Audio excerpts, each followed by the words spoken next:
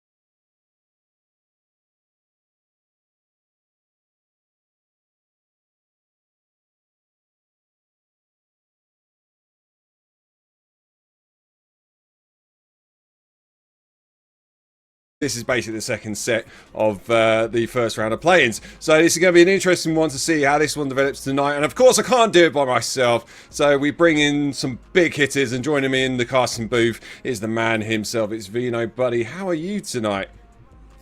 I'm very, very excited for the first game of tonight, which will be Andrew up against Carbo in the lower bracket there, which is going to be an interesting one. A lot to play for, as we've already seen at the upper bracket, Velocity taking their first win against Bladesmiths 3-1, and then ends up losing against Itco L, if that's how you pronounce the name, later on. Yeah. Getting knocked out as well, which is unfortunate. But hey, so the first series we're going to be having is, of course, as I mentioned, Andrew up against Carbo, which will be the highlight at the moment.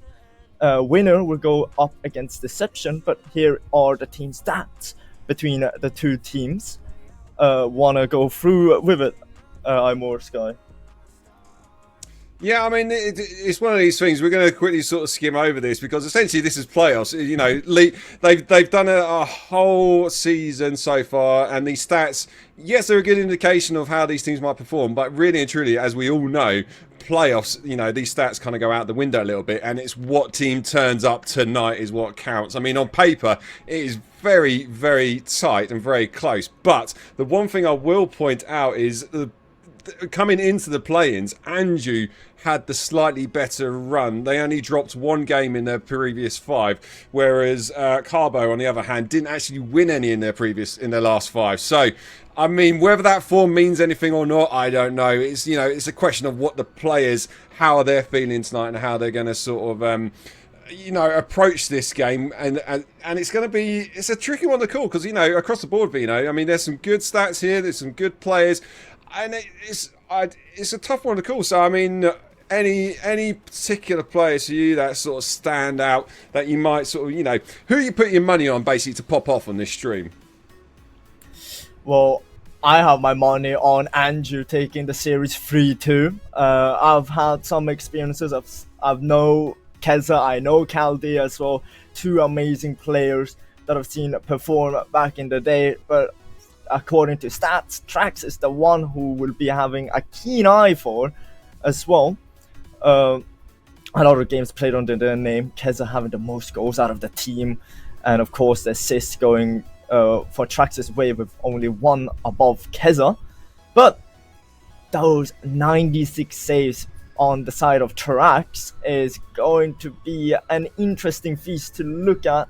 But on the other hand, we have 130 for 385 MS on the side of Carbo. But I'll just switch the question to you now, Mora Sky. Who do you think will be taking the series? Wow, I mean, I'll take it back to my previous point of the fact that coming into this play-ons, Anju are the team that are currently got the better form. Yes, on paper they are very similar teams, are very evenly matched up, but Anju only dropping 1 game, must be feeling confidence in this one. So that's why I've gone, you know, we're on a similar page, not quite the same page, but I can only see them dropping 1 game in this series here. And, you know, I'm just going to put it out there, but last week I had an absolute storming run in terms of predictions, and I'm looking to sort of maintain that rhythm. You know, I think I only got 1 prediction wrong last week, so, you know, I'm just putting it out there now, Vino. You know, I'm saying 3-1.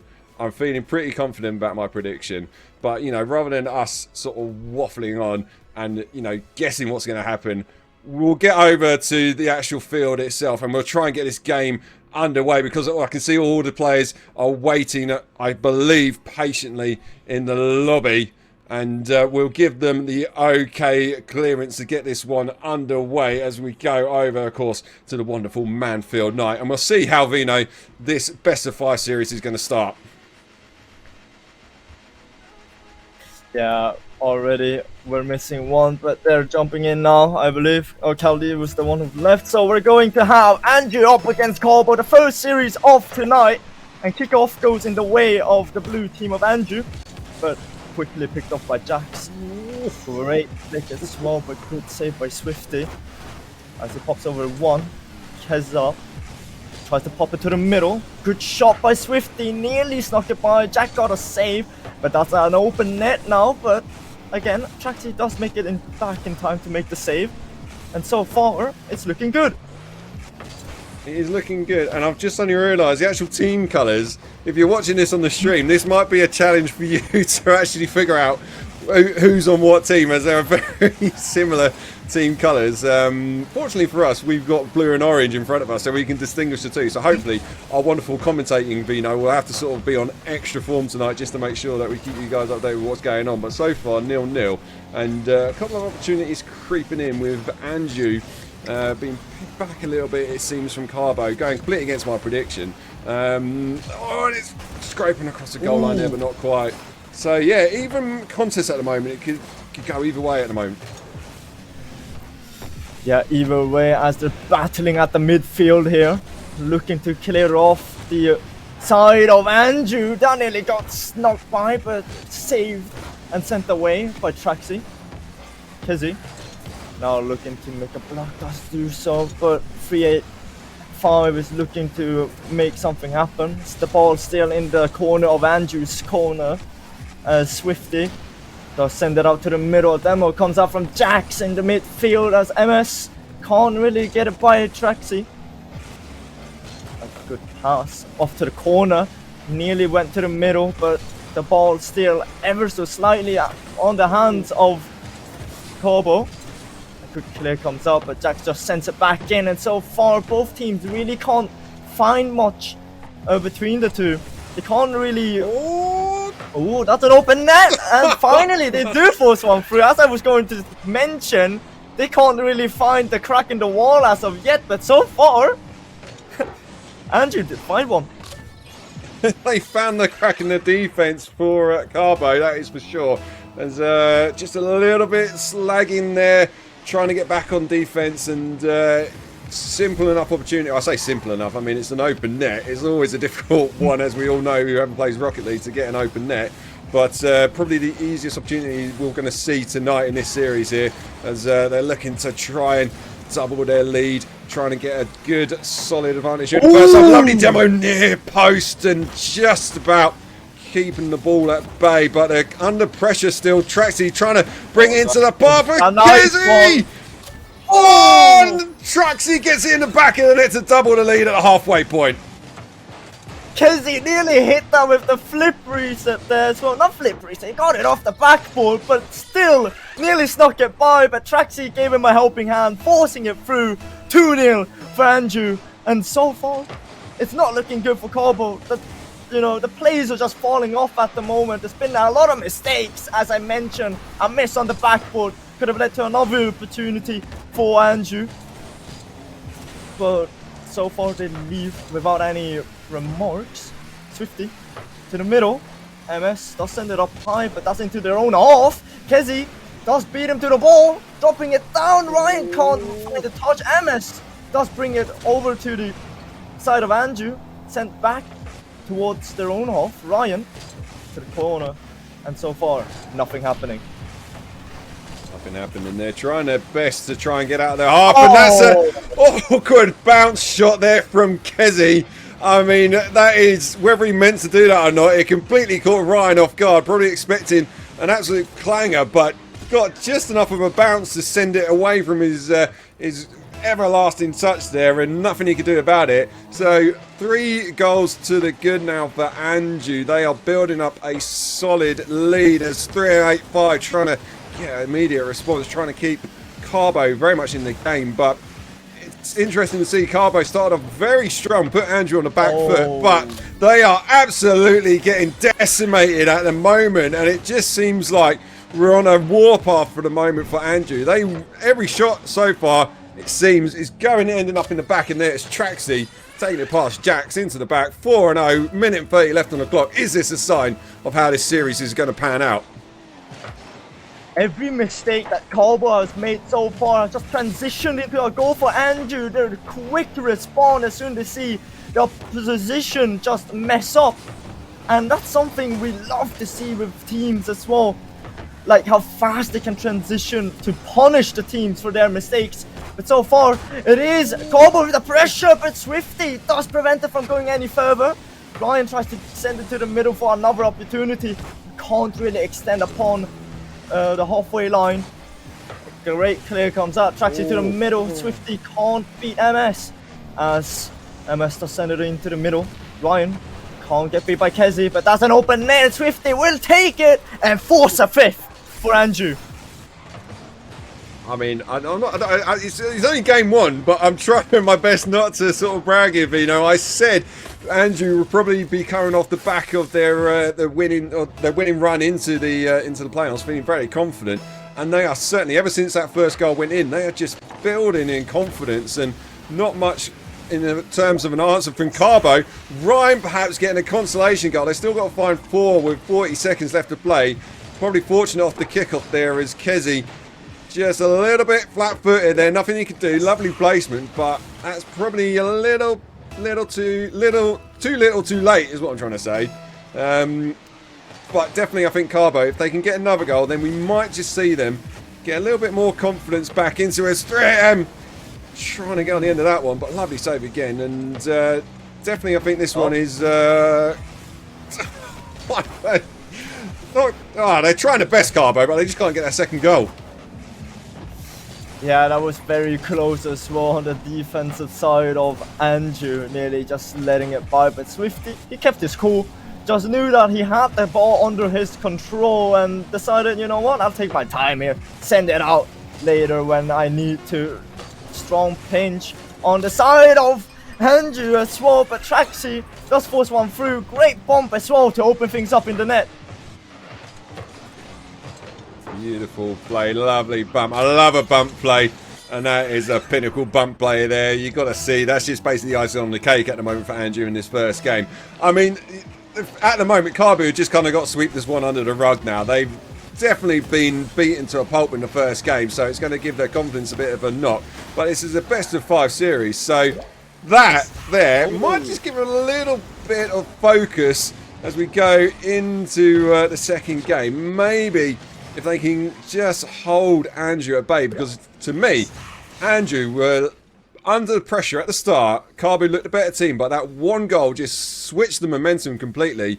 And, I mean, Andrew just built in confidence and went from there. So, well played, Andrew, but Carbo not out of it just yet. Yeah, Corbin put some great performance at the end as well to prevent some more going through. But it still was a big stomp by Andrew.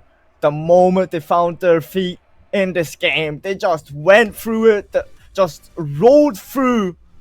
Shot after shot after every mistake that Carbo gave, or every opportunity that they really had, Andrew just took them.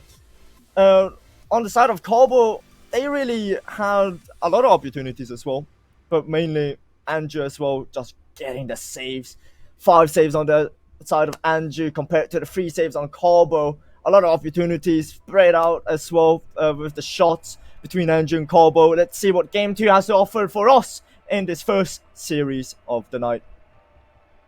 Yeah, maybe Forbidden Temple is the key for Carbo. Just to admire them out, feel a bit of an inspiration from what they see, and maybe go on to get a victory here. But, I mean, just interesting looking at the stats from that last game there. Andrew, they weren't exactly dominating. They were just clinical in front of net, which just goes to show you, I mean, you don't need to be sort of punishing your opponents. You just need to make sure that ball hits the target at least, and if it ends up in the back of the net, then you're doing the business. But game number 2 underway then, and we'll see whether Carbu have let that one slide and going to build from here. Already a lot of pressure coming out of Andrew, but the ball currently under control for Carbo. Instead he lost as I spoke, and Traxi was very lucky to challenge that early as he positioned himself beautifully for his own shot. Yeah, Ryan made the right call. He was rotating back for trying to get some boost, but just caught that a little bit too late and didn't have enough time to scramble back. So first goal for Andrew, carrying on the momentum that they had in that first game there, and they've got to make sure Carbo, they don't let this one slip as Jax trying to take it to the air, gets met off the backboard by Traxi. Lovely backboard defense there, but awkward touch gives it straight back to Carbo now with MS on the left hand side. Neither of his teammates waiting in the middle there, just a little bit slow. You want to make sure your second man is always waiting there, but this is awkward. Lovely save from Jax, keeping them at bay. So far it's looking good on the side of Andrew as 50 does drop one and over for Andrew. A little bit of help coming out from Ryan there at the end, slotting it through. Tried to make the save but couldn't do so. An absolute finish that was. I mean, potentially goal of the week, but I don't know if that would be a fail of the week. It was a beautiful finish, but hopefully you can do that up the other end now. Swifty saving near post. There, MS trying to. Traxi's AFK. Oh, this is that's awkward. Maybe we'll see. Nothing we can do about it. Unfortunately, we've had a minute played on the clock and the goal's already been scored. So, tech issues. He's lost connection. He's out of it. So this is a chance for Carbo. You hate to see it, But, I mean, Andrew have given them a slight buffer, and they still got 3 minutes and 40 to try and hold on to this one and play with just 2 men. But this is a chance now for Carbu to bring themselves back into this one. But at the moment, currently the 2 men of Andrew are doing really well to shut them down. Yes, well, there was an opportunity missed out from MS, had an open shot, shot it a bit wide. Jax nearly put through, but a great save comes out from Kezi. 2v3 is looking very tough on the side of Andrew, but they're keeping their composure, keeping it cool.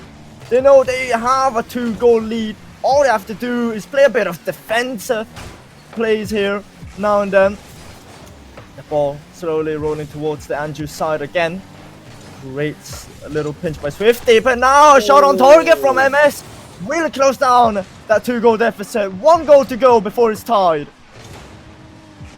Like finally broken through the defense, and indeed Traxy game has crashed. So unless he can quickly get those hamsters running a bit faster to get his PC back up and running, who knows? But they might get concede second. Locks Kezi save there, clinical save on the line there.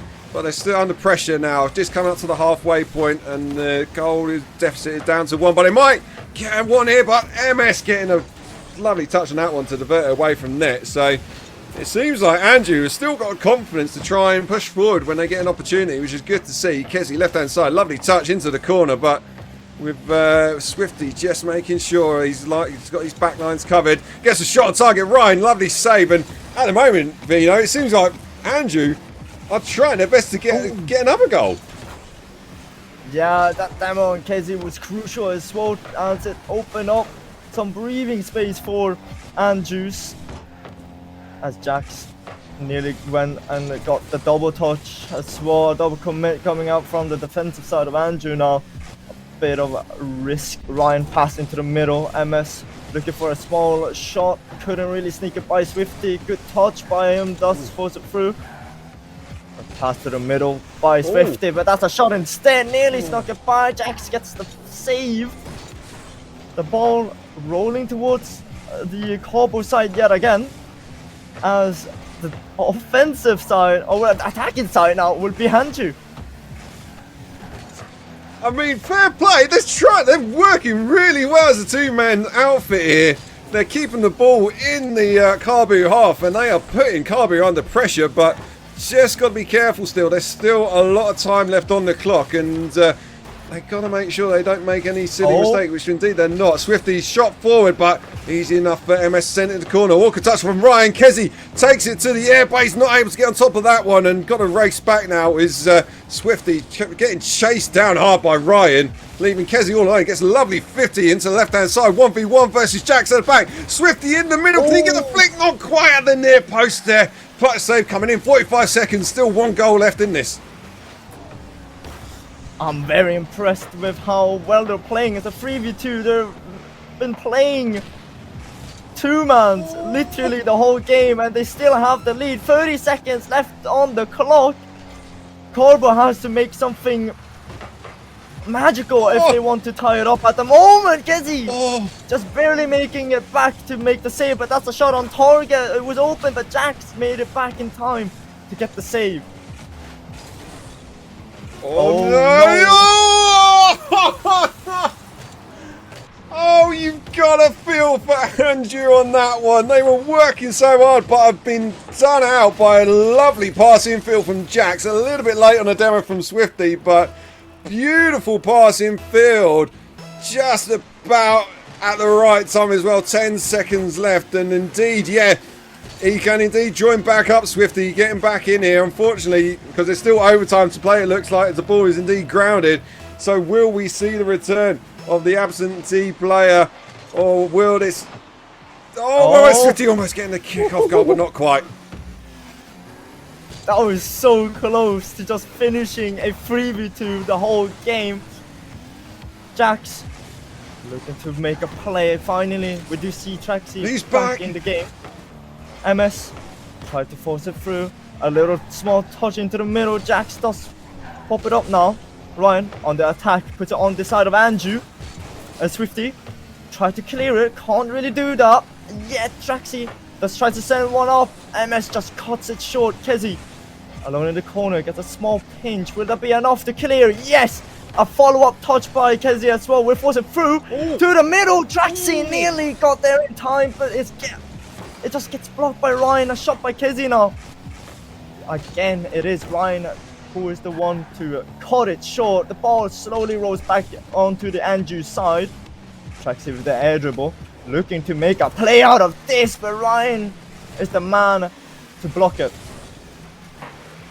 Seems like they've fallen back into their threes rhythm now, and Andrew trying their best to get the victory here. Traxi, but gets met to the punch by Ryan. Ball gets sent straight back down into the Andrew half, and that's awkward. Falling into path of MS. Skies shot into path of Ryan. Save on the line by Kezi. What a clutch save that was from the back of the net. But the pressure's still very much on Andrew now.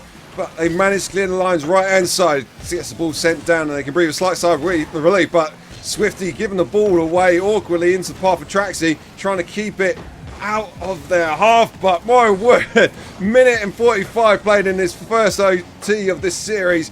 And what a game we got on our hands at the moment. Kezi has been putting such an MVP performance throughout this game as well. The clutch saves and making sure that 3v2 did not end as badly as they thought. They're still in overtime, and so far the game is looking to be under Garbo's control. A clear comes out. Swifty does beat Jack to the ball. A shot comes out from Traxi. Is that good enough? No, MS blocks it. Kezi, a demo on MS prevents them from entering further. A good block on Jack as well to follow it up. Ryan can't get a touch. Traxi off to the side, looking to put it to the middle. Can't do so. No boost to work with. Swifty does get it to the middle. That's really good. A good opportunity. Kezi does shoot it, but into Ryan. Jack's now in the transition. Will that be good enough to go in? Kezi can't make it in time. Jack takes game 2 for Garbo. Oh, you've got to feel, I mean, beautiful speed there from Jax. Gets just enough of a touch on it to send it into the top bins there. But if you're here supporting Andrew, you have got to feel they put in such a solid effort. It's a tricky ask at this level to play a 3v2. As we said at the start, these players know how to play and they are very good. So for Andrew to hold on for the majority of that game and only concede in the last 10 seconds, that is a good effort all around. And yeah, you can see there the awkwardness of the scoreboard. Not quite sure what to make of it, but I mean that's got to hurt. But they can definitely take solace in the fact that Andrew, you know, they kept it tight at a 3v2. But Carbo, I don't. It's a tricky one because you know sportsmanship, Vino. I don't know about you, but it's a tough one when you see your opponent, they lose connection. It's like, do you go hammer and tong at them? Do you take them out of the equation, or do you just kind of slow things up? If it was me, that's the opportunity Carbo needed, and they got to be a bit more aggressive. I reckon. I think they just took it a bit too easy and just couldn't unlock Andrew until the last minute there. And I think if Andrew can keep the full roster in this third game, then I can't really see Carbo having much of a threat, to be honest, because they didn't capitalise in that last game. I think there was also the confusion on the side of Andrew being afraid of being punished for allowing Traxi to rejoin as well at the end there. I believe Traxi could have joined a bit earlier, unless that was actually generally the time where he actually was going to join back and they had to make sure that he was allowed to. But other than that, I do fully agree that Carbo should have played a bit more aggressive. We saw the miss by MS as well on that open net that they had. Just an opportunity to tie things up a bit earlier than what they had to go through. They were on the dying seconds, and they finally did end up securing the tie. But we're in game number 3 now. The pressure is on. Andrew does have control over the ball so far in their Carbo side. Kezi, a little miss, but that is good enough for Swifty as it will just roll in. Lovely touch on the left-hand side there, and MS probably expecting a touch from Kezi, and Kezi just completely faking him out, ends up in the back of the net, and Andrew will be happy that they've managed to start this game again, getting the first goal and looking to build a momentum. But it's almost immediate a shot from Ryan, slamming the bottom of the post there, keeping up the pressure now. Jack's taking it to the sky, trying to get the touch, but lovely speed from Kezi, still ball very much threatening the Andrew goal, but they've managed to just relieve some of that pressure at the moment, but straight back onto it is MS now, right hand side. Kezi getting the 50 in spots of Jax off the back wall, looking for the double in spot of Ryan, but Traxy, good rotation there to take it away. A lot of pressure coming out from the Andrew side now. Swifty pass to the middle. Trax is there, a shot on target, but Ryan was also there to make the save. Could not allow that to go any further in. Swifty getting bullied by Jax off the ball. Same treatment on the MS side. Kezi gets a bump on the defender. Can't really do much after that. Traxy now gets a block on Jack. A dangerous clear coming up from Carbo as Ryan does get a touch. That's very dangerous. Perfect Traxy. A little small touch into Swifty. A shot on target, but MS does makes the save. Kezi put out of position. That's an open net. Is that a miss? Yes, but Ryan is there to cover his teammates' mistakes. Well, Traxy, I think, was the one that just got caught a little bit out of position, trying to steal the boost from Carbo there in the top corner, and he just had way too much to do to try and get back as the last man there. So fortunate for Carbo, especially hitting the post, and it just fell nicely in the path of Ryan, but went a bit against the run of play, so maybe they can use this as a bit of a springboard now to try and build their own offensive pressure, but tied the game up, and we're just approaching the halfway point here, so we will see whether Andrew can keep up the pressure that they were having as Traxy left-hand side trying to find a pass in field, but Jax, good backboard read, takes it away into the right now, into path of Ryan, sends it forward. Looking for MS, but Swifty cutting out. Awkward touch from sideball into the middle of the post on the second post crossbar. And MS finally coming in to slam that one home. Oh, they made that hard work. Oh, Kezi is flipping the wrong way to try to make the save. MS does force it through. Brother, everyone's in chat's probably thinking what just happened there. I've got to say, Con, if it looks like if it looks like rubbish play, well, just these guys are feeling it. This is playing. This is do or die. They lose this and they are out. So a lot of mistakes in the creep in because you're on stream, you're playing in this is the last chance for the season. So that's probably why looking at not quite elite standard, but they're still putting in a great performance. But 2 minutes left and very narrow margins at the moment, Vino. And with 1 minute and 50 left on the clock, it's still enough time to tie things up. Ryan now does end one up high. Kezi forcing into the corner. Ryan can't really do much after that touch. Swifty sends it out. That's a double commit. Open net, but MS does not take the opportunity yet. Kezi does force it off to the side. Into Trax in the middle. Jack quick to block him. Ryan taking control over the ball. Does get it onto the backboard, but Swifty was also there. Kezi does get the block on MS. MS looking to make a touch. Does beat Traxy to the ball.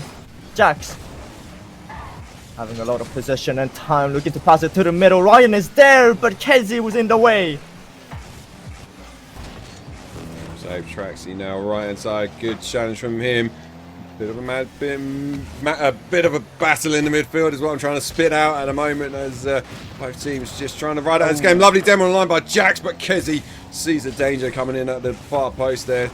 But not only as far as MS, hung up in the corner now. Swifty trying to bring it out, trying to mount some sort of attack here for Andrew. They've got very little time left. Kezi, awkward touch, pops up though into Kezi's double commit in the corner. But Traxy with a shot, can't keep his shot down, skies off the backboard. Pressure still on from Andrew. Kezi, 25 seconds left to go. Can they get a final shot on target? Jax takes it away into the corner. Carbo on the verge of getting a victory here. Yeah, so far they've been playing more aggressive as well. Carbo, they've been sending more players upfield and then going for the long clears to try and get a redirect through and it's been working so far. Andrew is the one on with the pressure currently though.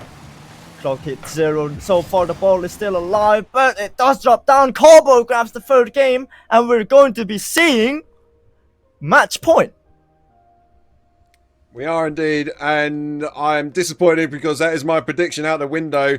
I still feel though, Andrew were the slightly better side in that game there. They probably just got undone by a couple of opportunities from Carbo. You know, fair play.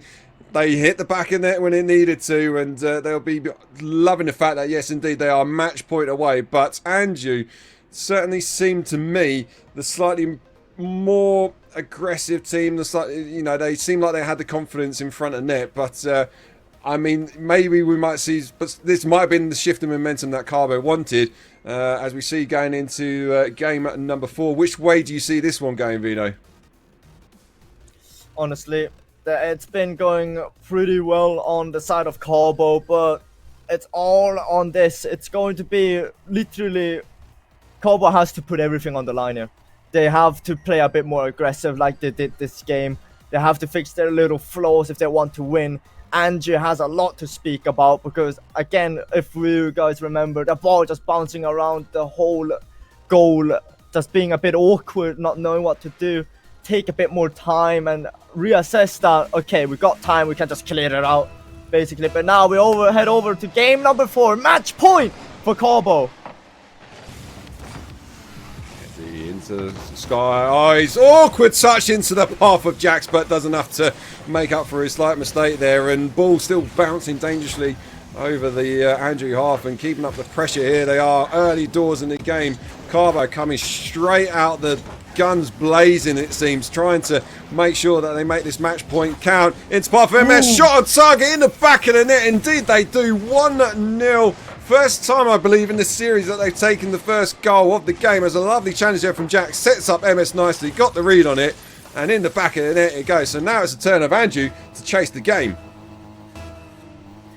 Great start for Carbo, the dream start that they've been looking for. It's match point for them, and of course the series is a do or die. If the loser will be knocked out of playoffs as well, and it's going to be an interesting fight to see at the moment, as Andrew are the ones with the pressure. But that's a missed touch by Swifty. That sends it into their own corner. That's into the middle. Emerson, a shot onto Kezi.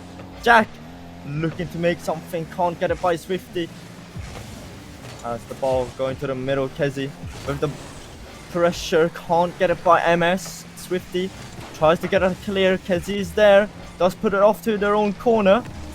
Traxy trying to take a bit more time, but just gets beat to the ball by MS. Ooh, Kezi nearly dribbling it around. Oh, Traxy saved by MS on the line. Oh, sure, that was going to end up in the back of net from Traxy, but MS had other ideas and keeps the 1-goal advantage to Carbo. Beautiful save there, and now it's the turn of Andrew to try again to rebuild another opportunity. Kezi right hand side in the corner, takes it to the air, but gets met in the line by MS. Shot by Traxy, saved by Jax. And at the moment, Andrew seeming a little bit nervous, I think, for the first time in this series. Yeah, they feel the pressure on their shoulders now. They know what's on the line. One more goal and it might be over. Kezi nearly reading the ball off the backboard there. Swifty looking to make a pinch, can't really do so. Jack nearly gets faked by Kezi, but that's very dangerous in front of their net. Traxy can't make contact. Ryan does force it through. Great clear. Kezi now trying to beat to the ball, he doesn't do so. Tries to regain possession now, just going for a shot, can't make contact. Traxy off the corner, Swifty's in the middle, and he does equalise this game. They've stepped up, they were looking a bit nervy, not looking that they had the confidence going up to the ball, but Swifty manages to split a defence, send the ball into the back of the net, and they can breathe a sigh of relief as we hit the halfway point. They tie the game up 1-1, and now we will see who will crack first under the pressure, who will make the history. I'm probably getting way out of myself here. Not exactly history, but who's going to step up to the plate and make sure that they send their team into the next round as the ball awkwardly across the net for Carbo there, but managed to survive that occasion. Andrew looking to get the second goal swiftly into the right-hand corner. Met there by MS into the shot. Coming in from Skizzy! And it's now the turn of Andrew to take the lead. Amazing shot by Kezi, just straight over the top of Jack. And it's through. 2 minutes, 6 seconds left on the clock. It's still a lot of time to equalize the game. But the pressure is off their shoulders. They can take a big sigh of relief now on the side of Andrew. But it's still not as comfortable as a shot goes through for MS. And it's all equalized once again.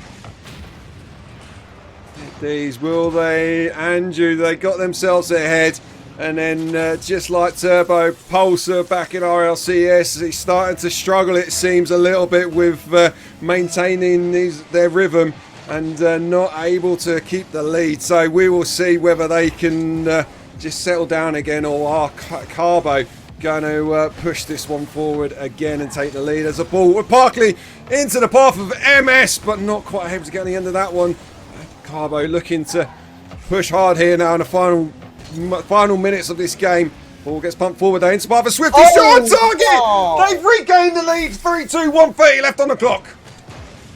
Fine with the pop-up, Kezi reading it, sending it out into the front for Swifty to redirect that.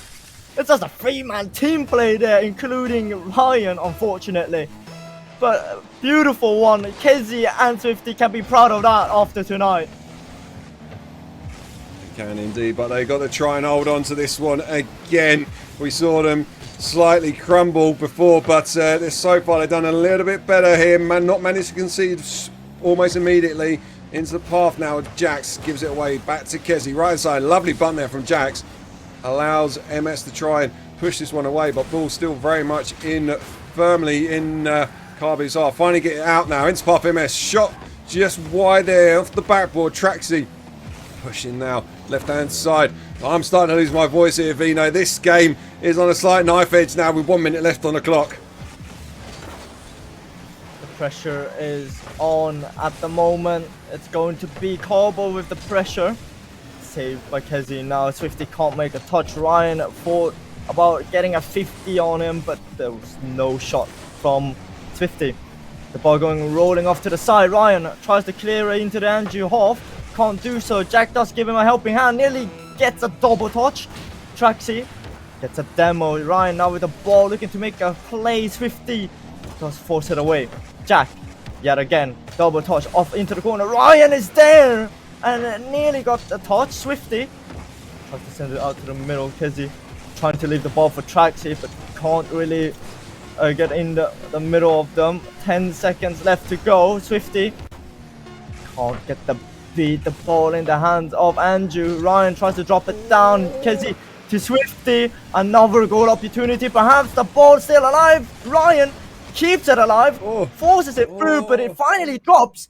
And we would be going into game 5. Who would have thought? First game of the night, we'll see us go to Champions Field. And I've got to say, Andrew, they ground out that result there. I mean, for a majority of that game, they just looked very nervy. I mean, they were facing, going out of the play-ins early doors, and that can definitely play in the back of a player's mind. But likewise, Carbo just weren't able really to punish Andrew for the sort of slight mistakes that we saw. I mean, there's players going up for the ball, missing it, not quite connecting, and it's those moments when if you're on the opposite side and you see your opponents doing that, just calm down, just get the ball forward and just make it awkward for them. But they just weren't able to capitalise, push Andrew out of sight, and fair play, Andrew brought himself back in. So this one, it's coming down to nerves, I reckon, Vino, in this 5th and final game. I mean, who's going to hold their nerve first? And I think, without a shadow of a doubt, first goal is going to be a big mental factor in who goes on, I reckon, to win this one. It's now all or nothing for both Andrew and Carbo. Their final chance, their final lifeline. One game away from being sent home or continuing into the RSC Elite Playoffs. It's Champions Field, game number 5 underway as Kezi looking to put it through for them already. Can't really get the lead as of yet. Jack with the ball going for a demo play. Swifty smarter than that. Does get a block as well after Kezi off to the corner. Can't really force it through. Kezi again tries to get the clear. Jack is in the way. Ryan with a small little touch into the corner. Looking to follow up with a shot. Can't force it through. MS though gives a helping hand. Swifty can't get a clear. Ryan again just trying to force it through. Oh, great shot, but better save Kezi as it's still 0-0. Clip that one and add that one to the highlight reel there. Kezi again seen a few clutch saves so far in this series, and that's another one to add to the list. But still 0-0, no goal scored yet.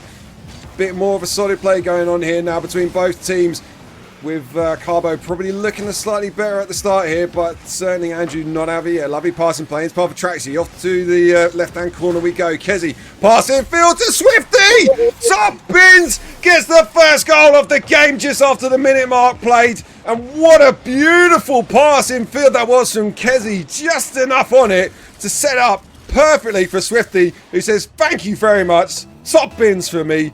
1-0, Andrew. My word. Can we just appreciate the speed that Swifty went up to the ball to try and beat the defenders? It was like milliseconds away from after Kezi's pass, but straight after now, Ryan doesn't want any of it. Off Swifty's little side pass, just forces it through. It's all equalized yet again. Kezi, what were you doing, man? This is fundamental basic Rocket League. Third man, back post, stay rotation, don't push into the corner. He pushed, and then that was the opportunity. They might have a second one here, but a double save coming in from Swifty and Kezi. They are on the back foot at the moment, Andrew. They got to make sure that they don't panic too soon, but Carbo are doing well to push hard now. They're trying to regain the pressure, regain the momentum, get a second goal here, just to try and give themselves the best opportunity going forward. They're doing well at the moment. Swifty saved there at the far post, bringing it now right hand side, but lets it run away into path for Jax. Gets a good solid 50, keeping the ball in Carbo's half, but MS able to clear that one. And this is the moment when the nerves might start to creep in. With every second that ticks down, that is one potential mistake away from going home. And that's a beautiful demo there. Passing feels that MS thinks better of it. A lot of pressure coming out from the side of Carbo. A shot on target. Traxy makes the save. And another opportunity arises for the side of Carbo yet again. That's a team bump this time around. Swifty bumping Kezi by accident. Nearly redirecting that though, off the middle. Jax taking his time, forcing it into the corner. Ryan can't beat Kezi, but Jack is there with the follow-up. That might be going on, but Traxy does make the save. Swifty now with the ball, forces it behind Ryan, leaves it for Kezi. Shot a bit too wide as Jack does extend it into the corner. Traxy as well. Jax flip reset, no boost to work with, but MS can't really do much either. The ball luckily was a bit too high as the ball back going to the middle by MS pass. And again I was going to mention just the nerves. MS, we've seen a lot of mishaps from him this series, and luckily something bad just happened again. It was indeed a slight defensive calamity there from Carbo. Just opened up the opportunity for Andrew to come in and get the second goal. So 2 minutes left on the clock now. Advantage now in the firm grasp of Andrew, but will they let it slip? We've seen them concede early doors after going and bring themselves ahead, and again being put back under pressure here. Ryan comes charging in, trying to get the shot on target, but lovely save there from Kezi, last man, but the ball's not quite away. Swifty awkwardly on the right side there, but does just enough to make sure that 385 doesn't get the shot on target. Into path of Swifty, clears his line now. Carbo are pushed really hard at the moment. They're trying to work themselves back in, but this one could go against them. Has it almost creeping in there, but just wide of the post it goes. And Carbo doing the right things. They've got to push hard. This is it, do or die for them. But this is an opportunity for Andrew to try and increase their lead, but they're not able to find it just yet. Swifty not knowing that Traxy was just behind him, about to push and send it out. just cuts it in front of him, probably wasting an opportunity, but so far they're the ones under pressure. Andrew having to play a bit defensive here. Swifty does make a save. That's a pass into the middle, but no one was there to follow it up. The ball bouncing up high. Ryan out to the middle. Traxy with a shot. MS with the save. Kezi is there with another follow-up. Ryan does get the save, but bumped up there by Kezi. Jack off to the side. Can't really beat Kezi as the ball ever so slightly going back to the middle. Traxy can't get another touch. Left it. Kezi up to the backboard. MS didn't really make the read, but again the ball now cleared into the Andrew side. Corner goes, 15 seconds left now. Is this it for Carbo? Are we going to see them falter at the first hurdle? We will see indeed. Kezi trying to turn on that one. Jax, they've got 5 seconds left now. They've got to keep the ball alive. Ryan, right hand side, taking it to the air, taking the pass infield. It's a 3-8-5, but Traxy does just enough to send it away from his goal. He says, no, we're not having that. We're taking a victory on this one. And indeed, Andrew, albeit by the narrowest of margins, take the series victory, and they will march on into the next round to face Deception in the round 2 of the play-ins. My word, Bino.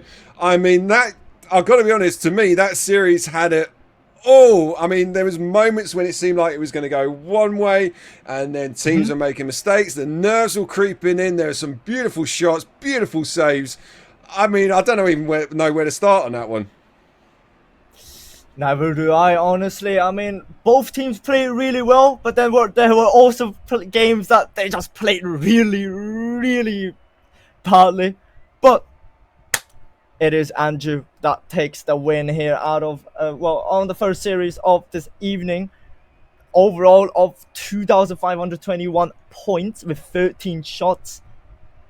And, of course, that is going to Swifty, the match series MVP.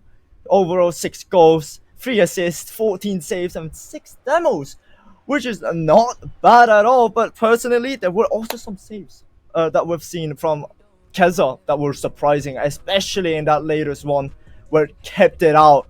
And like literally the ball was like, 50% in.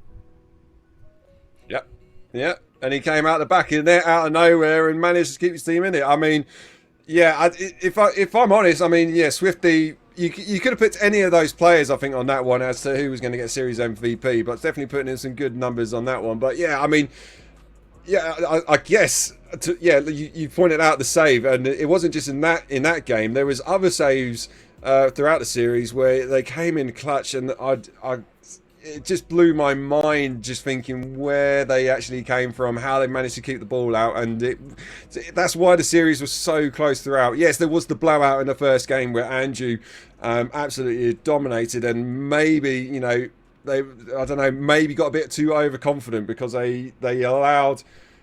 Well, no, they didn't actually, sorry, because it was a case of going down to 3v2 in that second game, which allowed Carbo back into the series after getting the OT win. So it probably, might have been a different story if we had had a 3v3 in that second game there. But, they can take solace in the fact they've come away from this. They've ground out the result, got the series win. But, yeah, definitely, what a way to start this! What a way to start the stream is all I can say on that one, Vino. I don't know if you've got any other words to sum that up.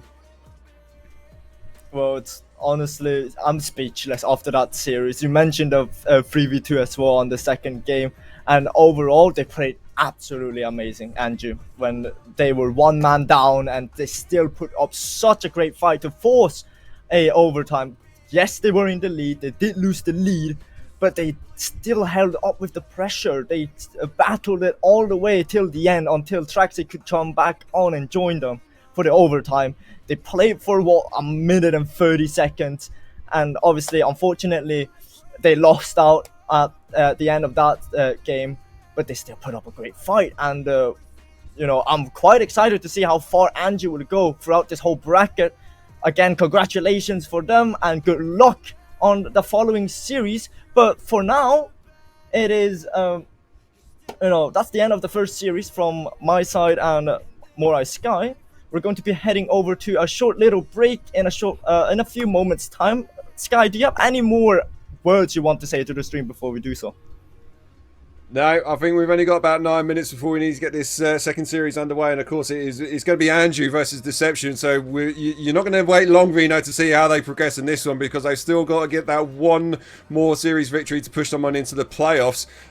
So stick with us for another 8 minutes now, and we'll be back to see how they face off against Deception with Sir Winalot and Alligator taking over the casting role. But yeah, I guess from myself and from you, Vino, we'll see you guys on the next one.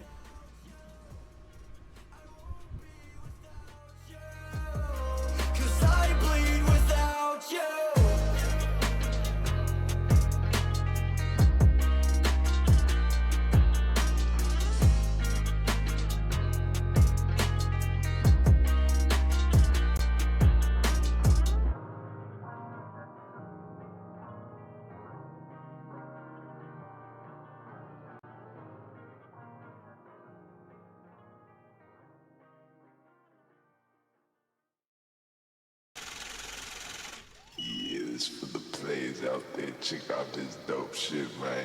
Players another down, we getting paid. Another day, another dollar living in the bay.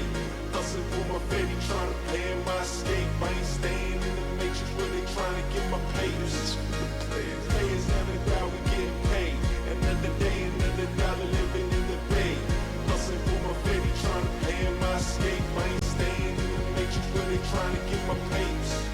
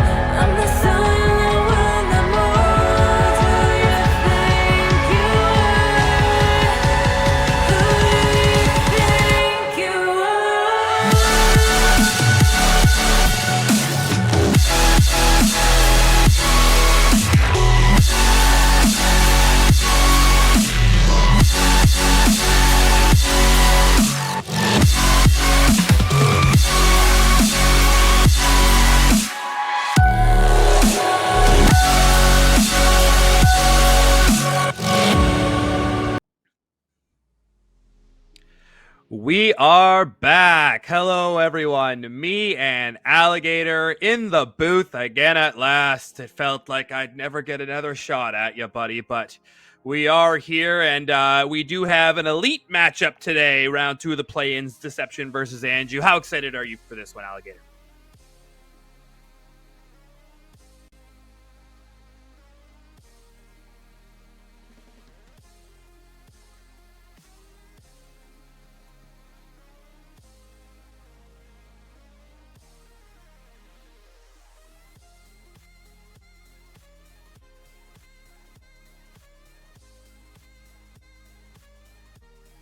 Hey, Alligator, if you can hear me, I don't think I can hear your mic right now.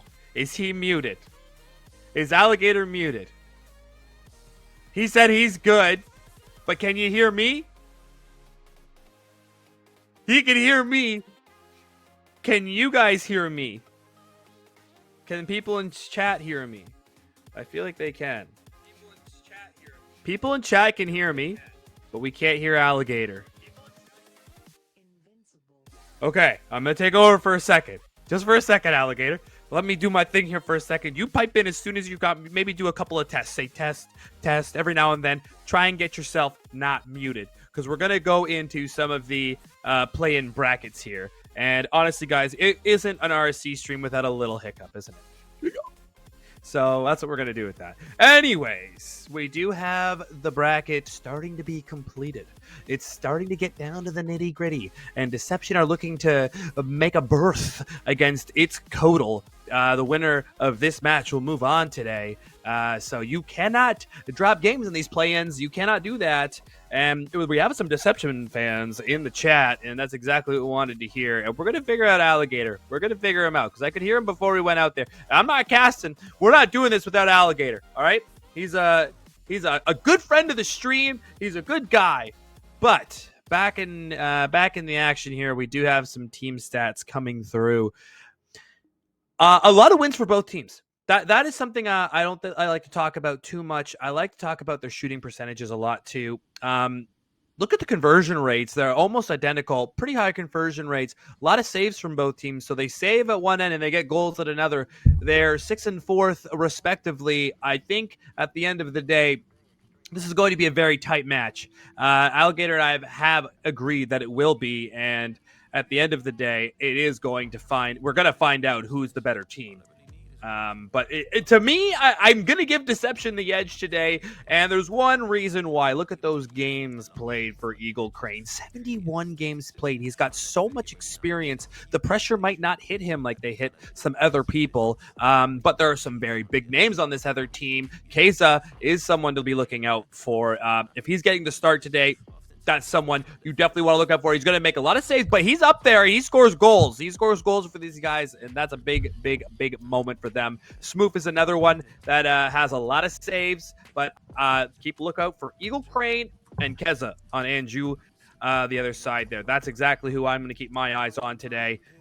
There is the opportunity for timeouts. We know we've seen a lot of teams opt to use their timeouts. Let's keep in mind that if that happens, you stick around and we join back in for that, because sometimes you do need a little bit of a breather before we start it back up again. Now, Alligator, do we have comms?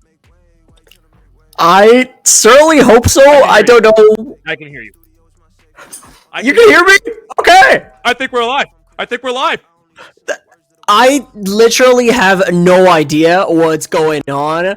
I did exactly everything the same way, but sometimes, technology just doesn't want to cooperate. Thank you for covering for me. That was a wonderful introduction. I was seeing. That was very good. That was very good. I missed you so much. Yeah, I missed you. So that's cool. The predictions just come up for us like that. Yes, we both have Deception winning today. I have them 3-1. You have them 3-2. How confident are we going into that? Do we feel like we could be wrong, or are we thinking Deception is going to take this?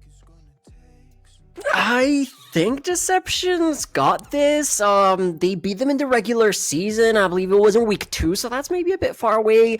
They did 3-1 them, and then they went on to claim a 4th seed. Anju, they had to just fight Carbo. They had a 3-2 game. It went to game 5. I have them going to game 5 again. It's definitely not gonna be easy task for them, but they could get it done. I still think Deception, though, is going to come out on top. They're going to send Anju home. But that being said, I think the players are all in the lobby. Everyone is ready. So let's play some Rocket League. They are off to a hot start here, and they're going to be able to collect boosts in their own corner. No, they just get beat to that. Boost control is going to be so important at this pace of play, Alligator. It's going to be hard for us to keep up. That's how fast they're going to be playing, but Eagle Crane does get an early boost out to the right side. It's going to be back into the middle. Great 50, but it's straight up, straight down. It's going to be awkward. It's definitely going to be awkward. It's going to be in. Off the post and in. Alligator, what do we think about the first 20 seconds there? Well, Anju certainly know what they want. Like we said, they've already played a game against Carbo. They are warmed up. They have that advantage going for them. Deception, they have not played yet today, I believe. This is their first game of the day, and that is never easy. Of course, you can scrim as much as you want, but real game warm-up is much harder. Now they're getting their first taste of the attack, but Anju, they're really coming out of the gate hot, and if they manage to get this momentum going for them, we could be in for a surprise. We very well could be in for a surprise, and I love what you said there about having to replicate game pace, but this is going to be a problem. Can anybody get there first? No! They can't. Andrew's up 2-0, and Deception do look like they're still warming up, don't they? Yeah, not the cleanest of touches. Keezy is going to put it in there. I love that they made all their names match. We have Oswifty, Okeezy, and Otraxi. Absolutely love the hive mind, that mentality of if we're all the same, we cannot lose. We lose together, we win together, whatever you want to call it. I don't know, it's just the little things that get your team going. But speaking of getting going, that demo is going to allow Deception to have maybe a bit more pressure, but not quite that much. The blue squad, of course, being Deception. Anju, the orange squad, leading by 2 as we've played a minute and 15 seconds. And they're looking pretty much in control.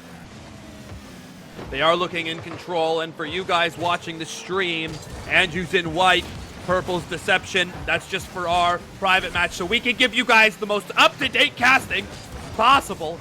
And it looks like to me this game is going to finish 2-0. It looks like they've locked down the midfield now. They're not committing anymore, and we'll see how it goes from here on out. But they look to be all over Deception right now. It doesn't look like Deception would win if they played 10 games, does it, Alligator? Certainly not if they keep playing like this. That being said, we've barely played 2 minutes. It feels like we've been going at this forever, but we haven't even played half of the game. There is more than enough time for Deception to find their footing here, and they have been gaining control in the orange half. They have been ramping up their offense. The question is, are they going to be able to put it through? No, it is instead going to be a goal for Anju. But I do like what you said about Deception. It's a series for a reason, right? They have a chance to come back here. They have a chance to kind of find themselves in the pace that they need to be in and get into that good mentality where they're starting to be confident going for the ball. But right now, they're just getting beat to every ball. The speed isn't the same, and that's going to be a big problem for them going forward if they can't speed it up. Most definitely gonna be a problem for them. And now we're gonna have played half of this game, 2.5 minutes out of 5, and 3-goal advantage for Anju. Like you said, it looked like this game was gonna end 0-2. Not gonna happen anymore, but it could still be a goose egg for Deception at the end of game number 1. They're not looking pretty, but we did both predict at least 1 game win for Anju. We know what they're capable of. They're a very strong squad. I would just think Deception is going to be that tiny bit better, but momentum, maybe we didn't take that one into account. Smooth, trying to get something going for the offense, a save getting called by Swifty, but still not too much danger onto that orange net. I think Anju are pretty comfortable playing like this. Yeah, they do get back very fast, and we have a good opportunity here for Deception to actually link a pass or two together as they push the ball back into the corner. They don't get boost, And here comes Strat. He's going to be up. He's going to be over. He's going to get it straight down, but a great backboard defense by Otrex. And you know, that is very solid. They look very comfortable on defense there. Not a panic in sight, and that's really what you want to see from your squad.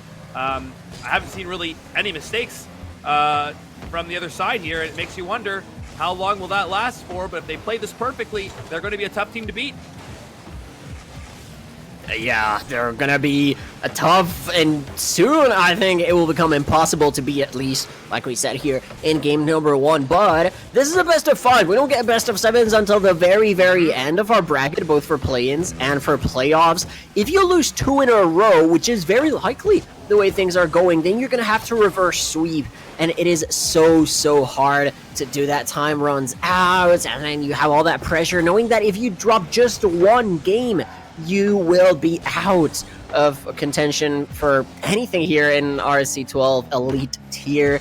And with time ticking down more and more, this feels like Anju have it in the bag at this point. Maybe a consolation goal for Deception. That would be good for them. I always mention for mentality, knowing that at least you can score 1 on your opponent is going to do wonders. Hopefully going into game 2, but for the moment, none of that. Yeah, it doesn't even actually feel like they've really come too close. Even the chances that are dropping in front of the net like that, they are being met with pretty early 50s. Not really much place to go. As this clock winds down, we have a game 1 win for Anju, and it looks to be like Anju's going to be the team in charge. And I'm sure Deception will have something to say about that going into game 2 here, Alligator. They'll want to say something about that, but will they be able to is the biggest question for me right now. And I feel like not just for me, but for everyone watching. I know there are some people cheering for Anju in the chat. I haven't seen many messages for Deception. If you're cheering for that franchise, please send those cheering messages in chat, because they definitely need that energy. But if we take a look at the post-series stats, I know the screen just disappeared, but we can still see it in game. You were talking about the saves and the shots. Deception, they had 5 shots on target registered by the game. 4 of those were credited as saves by Anju. They are locked down on the defense, and in the offense, they had 7 shots of their own, out of which they put 3 on target and the back of the net. Yeah, and that's the difference. The shots that they created and the chances that they created were just very high value chances, and that's exactly what you have to look at. Did you see 1 double commit from Anju that game? I don't think so. I think they were absolutely on the ball all of the time without double committing. That's huge. That's absolutely amazing. You'll call it ball chasing, but do you know how hard it is to play against? Very difficult when you don't have 2 people chasing the ball, but you always have 1 person on it. Very difficult to play against, and we're going to see that come to life here in game 2. The question is, can Deception get around that? And now I'm starting to have my doubts, but they are going to be off. Let's see if they can prove the doubters wrong. A good 50 off the kickoff goes right to SwiftX, and he's going to be up, and he takes to the skies. Gets another touch. Great early challenge by Eagle Crane. That's exactly what they need there. Be on the ball a little bit earlier. Don't let them get their offense set up. And here they come out of their end. They do get boost control. They're going to try and get that mid boost control as well. He gets on net. It's a good save by Otrex. Expected save though there, Alligator. Back down for, that's a great play by SwiftX to get them out of their end, but even better play by Eagle Crane as they move forward. Yeah, and Deception, they seem to have found some footing. They know that they need to come hot out of the gates, but look at that.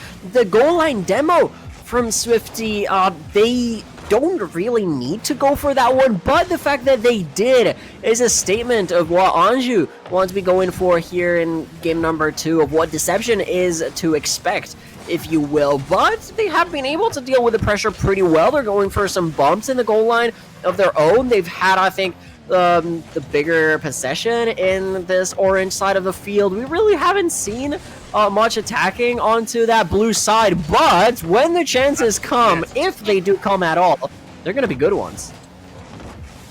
Yeah, they're almost starting to counterattack from their own end and then keep the pressure in. It is good to see. It's really high level Rocket League. But Deception is hanging on much better this game as Strat does take the ball over to the left corner. He does get dunked for his troubles. He gets put right back to where he came from, and here comes Smooth with a fake.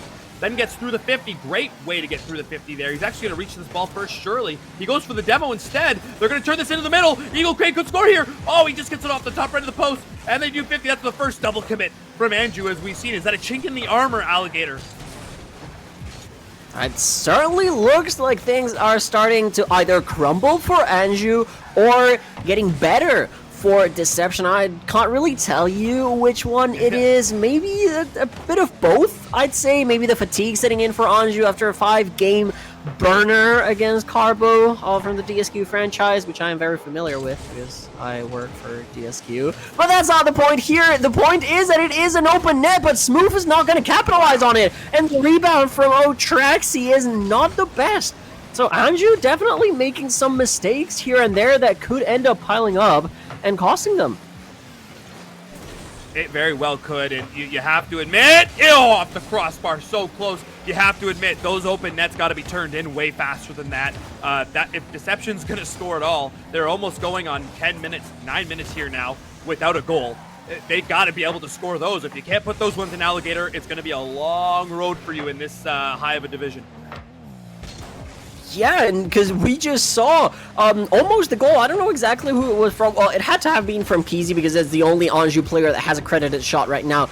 But we see Anju, they don't let these opportunities go, and there's another one, a third shot for Kizi. They have very good chances. They're not getting them often, but they are so close to putting them in. On the other side, Deception, they have a lot of offensive pressure, but nothing really to write home about. And this, it feels like it's a battle of two very different play styles. I don't want to call it a battle of mid because it's certainly very interesting, but it does feel like it. It does feel like it a little bit. The demo! What a great play by Shred! Oh my goodness, Alligator! They're on the board! Take us through what you just saw here. What a great play this is. Oh, ho, ho, ho. I know, I the caster's cursed. You know what? I'm glad I did. This is not mid by any means. Strat finally on their 5th shot are able to put it in with a beautiful airborne demo, and now Deception, they're gonna want more. But Anju also looking for a counterattack. They already got one demo going. Maybe the defensive rotation was disrupted, but no. Eagle Crane, is he going to double up the advantage? Not quite. And now, is that an open net? Is the defense back? Oh! Swifty puts it into equalize. Oh my goodness, Alligator, what a touch that is. They were just a bit overstrapped in the middle there. They were just late getting boost, but what a redirect off of the save. That is brilliant play, and they just caught him out, and they counterattacked oh so fast there. It's 1-1 with 1 to go. That is exactly what I was talking about, right? Anju, they aren't looking as clean as they did in game 1, but their opportunities, they're always so good. I don't know how, but when they get out of their own habit, it's always a counterattack, a 1v1, an open net or something, and we know they're capable of putting those in, which is the danger that Deception are dealing with. And with 45 seconds and counting down, this could very well be overtime, and if Anju win it, like we said, we might be looking at a reverse sweep needed for Deception. That's a long road back. That's not easy to reverse sweep. We've seen them before, but they're not very common, we'll say, as they do clear their lines here. It's going to be on net. It's going to have a good touch here. He doesn't have much support. Doesn't get that boost. It goes back on net. Eagle Crane's at a great rotation there to expectantly make that save. Ball goes back up the wall. Huge demo to give some space. Strat's going to take over. 10 seconds left. Can anybody find the go-ahead goal and potentially the winner of this game? It goes in the middle. It could be for Trax. Oh, he's just a bit late going there. The ball goes through the air. Is it going to touch the ground? It doesn't. It's back up. Strat needs to save this. It's going back in. Back up off the wall. Surely it's going to be down now. It's down. We go to overtime. Alligator, take us away. There it is. Finally, we go into extra time. The clock starts ticking up. And Anju, they know what they want to go for. They know what their play style is. They just play back. They let the commits come in from Deception. And when they know they can get a good clear to catch a 2v1, a 3v1, an advantage situation, essentially, they get going. But there's a very big but. And it's that they're opening themselves to situations like this. What a demo. Eagle Crane came soaring through the sky and destroyed the prey there. Absolutely crushing the goaltender tending the net, no more, tending the net in heaven, as they win the overtime 2-1. Deception on the board here. It's a 1-1 game, and we're going to game 3 all knotted up. All right, you take a look at the post-match stats. I mean, it's very clear what we were talking about, right? Anjou, they were playing defense. They had 5 saves to the 9 shots that Deception had. On the other hand, Deception only with 1 save, 1 goal scored on them too. There is a very, very clear playstyle difference happening right now on the pitch. The question is, who comes out on top? Because right now, we had Anjou winning game 1, maybe off of momentum of their previous series. Deception finding the W in game 2. Now, going into game 3, someone is going to come out at match point, and someone is going to have to win 2 in a row if they want to win the series. Overall, I can't really say there's one team that's playing better, but because we have these opposing playstyles, it's a very interesting thing to watch, right? Are Deception going to be able to break down the defensive wall of Anjou, or are Anjou going to be able to resist and get the counterattack going? Well, you always love this story, right? There's an immovable object meets an unstoppable force, and the offense versus the defense here has been that story. We can only hope for an even better match that we just got, because Eagle Crane is off. He gets through the first 50 over to the sidewall, but Swift gets the ball up and down very nicely here. He's going to get another touch, and here it comes in the middle. A good fake challenge. Eagle Crane's going to get there first. He gets dunked back over to the corner by Smooth, who likes to be on the back wall. Really good decision there. He was going to go get boost for a second, decided against it. Smart. Back up off the back wall. Here comes... Whoa! Kezi almost introduced himself into this game very nicely. He's been playing third man back today, Alligator, a lot, so he doesn't have as many points, but he's been really keeping the ball hemmed in that end, and that's a very important thing. Wow, what a shot.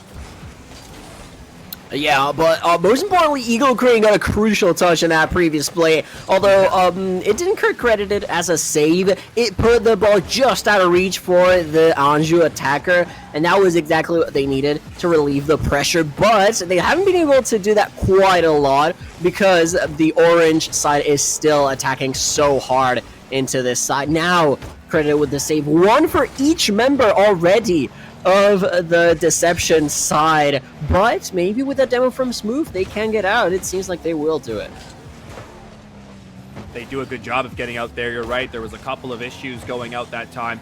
They clear their lines very good and create a chance on net, but that gets cleared all the way to the other end. That's going to be off the backboard and out. It has to be cleared. It's going to be on net. Whoa, what a save! Oh my goodness, Alligator! Right from the top rope, Swifty showed us his name. He was Swift, and he got it to go back up off the crossbar. Danger's not averted. It's back. The counterattack's on. Spook takes control. Oh my goodness, Alligator, that was close. Oh, the Swift Fox, ever so sly, knows that they can get that save by banging it into the crossbar, but oh my goodness, the confidence it takes to do that, not to say something not so nice. That is the level of play that we're seeing here at Elite. RSC EU, some of the best gameplay that I've ever seen. Of course, excepting RLCS, but we don't talk about that. We don't, yeah. And we have already played 2 minutes of gameplay. It seems like it is anyone's game to take here in 3 in Sovereign Heights. It is, and it's a great map to have it on here. Tons of fans in attendance, and we are really getting a show put on for us here. It's going to go across the goal line. Pandemonium ensues, and Smooth just gets beat to the clearance, and it's going to be back on net. Another good save. It's end-to-end action right now, Alligator. Do not go anywhere, because you will miss something. I don't know what you'll miss, but you'll miss it. So keep your eyes glued on. Smooth does get a good touch into the wall here. He's going to go around. Strat smartly intercepts to give his teammates some space. He does whip on the ball there. It's going to be back into the corner. A good 50. Oh, he gets bumped for his troubles. The demoing is starting to become a factor here. Is it going to be the game decider? It's going to be it. It is. Traxy scores with 2 minutes left, Alligator. Yeah, and Smooth getting bumped right there. I believe it was by Kezi. Puts him completely out of position. There is no way he's reaching that ball. And still, he almost had a chance. Maybe if he had a little more boost, he could have gotten there, but it was just a bit too far. Like you said, we're about to cross into the 120-second mark. And Anjou have the lead, but Deception, they haven't been playing bad at all. They had a lot of offense, going for themselves in the first half of the game. They just haven't been able to convert it like we saw in games 1 and 2, and the offensive pressure from Anjou does start to become suffocating at some point. I mean, there it is. Almost a second one could be put in. Not quite going to happen just yet, but they're spending so much time here in the half from Deception that it's bound to happen at some point. And it's Swifty the one to put it in. They just stolen boost there, you're right. The demos were huge there, but they just didn't have any boost to get back. And the demos are starting to become a problem, Alligator. They really are. It's becoming a physical game. And Andrew looked to take a 2-1 lead here.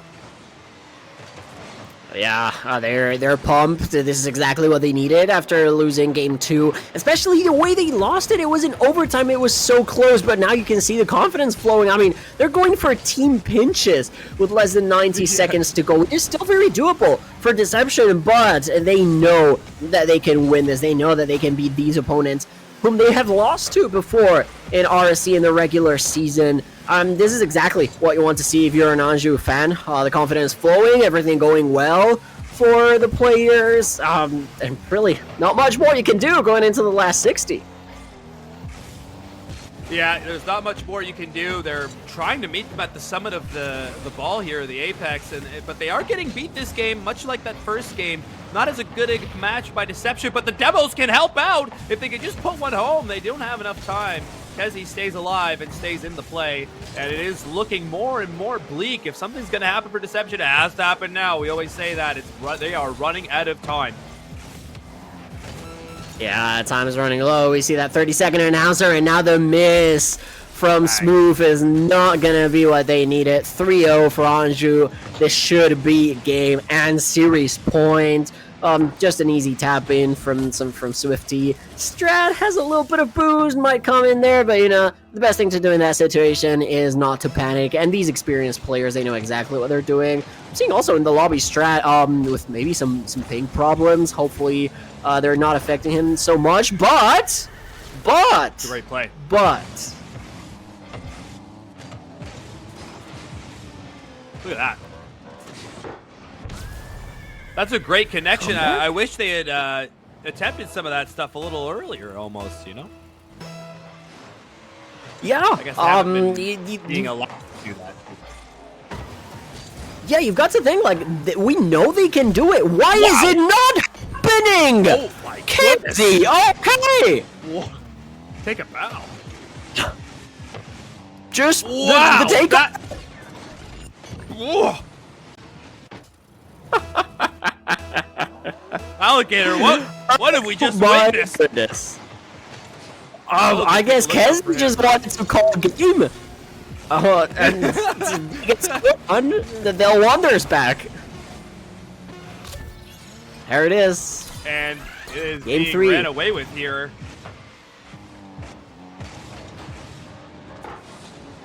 So, Alligator, what do you say to the guys in between games here? Do you mention this loss, or do you try and move past it and just move right on to the next game? Oh, you completely forget about it. That this has been GG Go Next for, I don't know, maybe a solid minute or something like that. Those last 2 goals, they just compounded to the issue. But really, if I'm Deception, I've been looking forward to game 4. So, like, I don't know, the third goal that that Anjou's already scored, maybe, like, since there were 30 seconds left, maybe you do start to think about a comeback when you score with 30 seconds to go. But when Kezi gets that one back, there's really nothing you can do. You know, it's gonna be a loss. So it's GG Go Next. You start thinking about, okay, what went wrong here in game 2? Sorry, in game 3, because it's the same that happened in game 1, a big scoreline. Then in game 2, you had a very, very close thing. And they've got to realize that if they keep piling that offensive pressure, they might have a fighting chance. Because Anjou, I don't think we have that stat, but if we were able to look at the amount of time that they spent in the blue half, it'd probably be somewhat close to, I don't know, 70-80%. And of course, when you have that much pressure, I mean, 4 shots coming out of each player from Anjou. Not 4 shots total in the team. No, 12 shots total in the team. 4 for each player. It's not just that they're playing well, that they're playing offensive. It's that every single guy is doing their job. And when you're playing against an opponent like that, it's very, very hard to win. Yeah, it is, and it's exactly what has happened, right? That's exactly what happened that game. They were just rotating so well, but the demos were a problem, and they start strong again with a great flick by Swifty. Another demo on the backside by Strat, finally giving some of the physical play back, Alligator. I think it's going to be really important for them this game. If they're going to bring this to a game 5, they definitely have to get on the demo train. I think they got to start clearing out their defense because it is so strong, and they're counterattacking so well right now.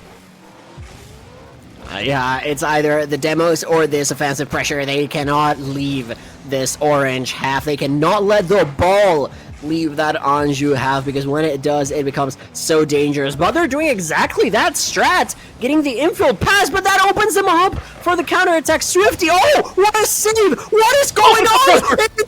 Alligator, it's oh my goodness! Oh.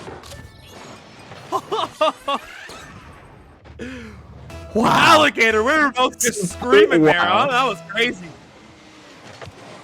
That was crazy indeed. I mean, these players are very, very good, but that level of good, getting the goal line saves time and time again, the pre-jump for the first save and then getting it off the post, that is something that only the best of the best are able to do, and that's how I know that Deception, they're down but definitely not out, and Strat wants to get the equalizer fast, but just a little bit too far away. This defense from Anjou, they're gonna have to break it down, and there it is. Finally, they're able to pepper that goal with shots. You see Swifty, Traxy, Kazi, all of them crowding up in that goal line, and finally Eagle Crane is the one to smack it home. Wow, what a first minute and like 20 seconds that we've had here in Game 4.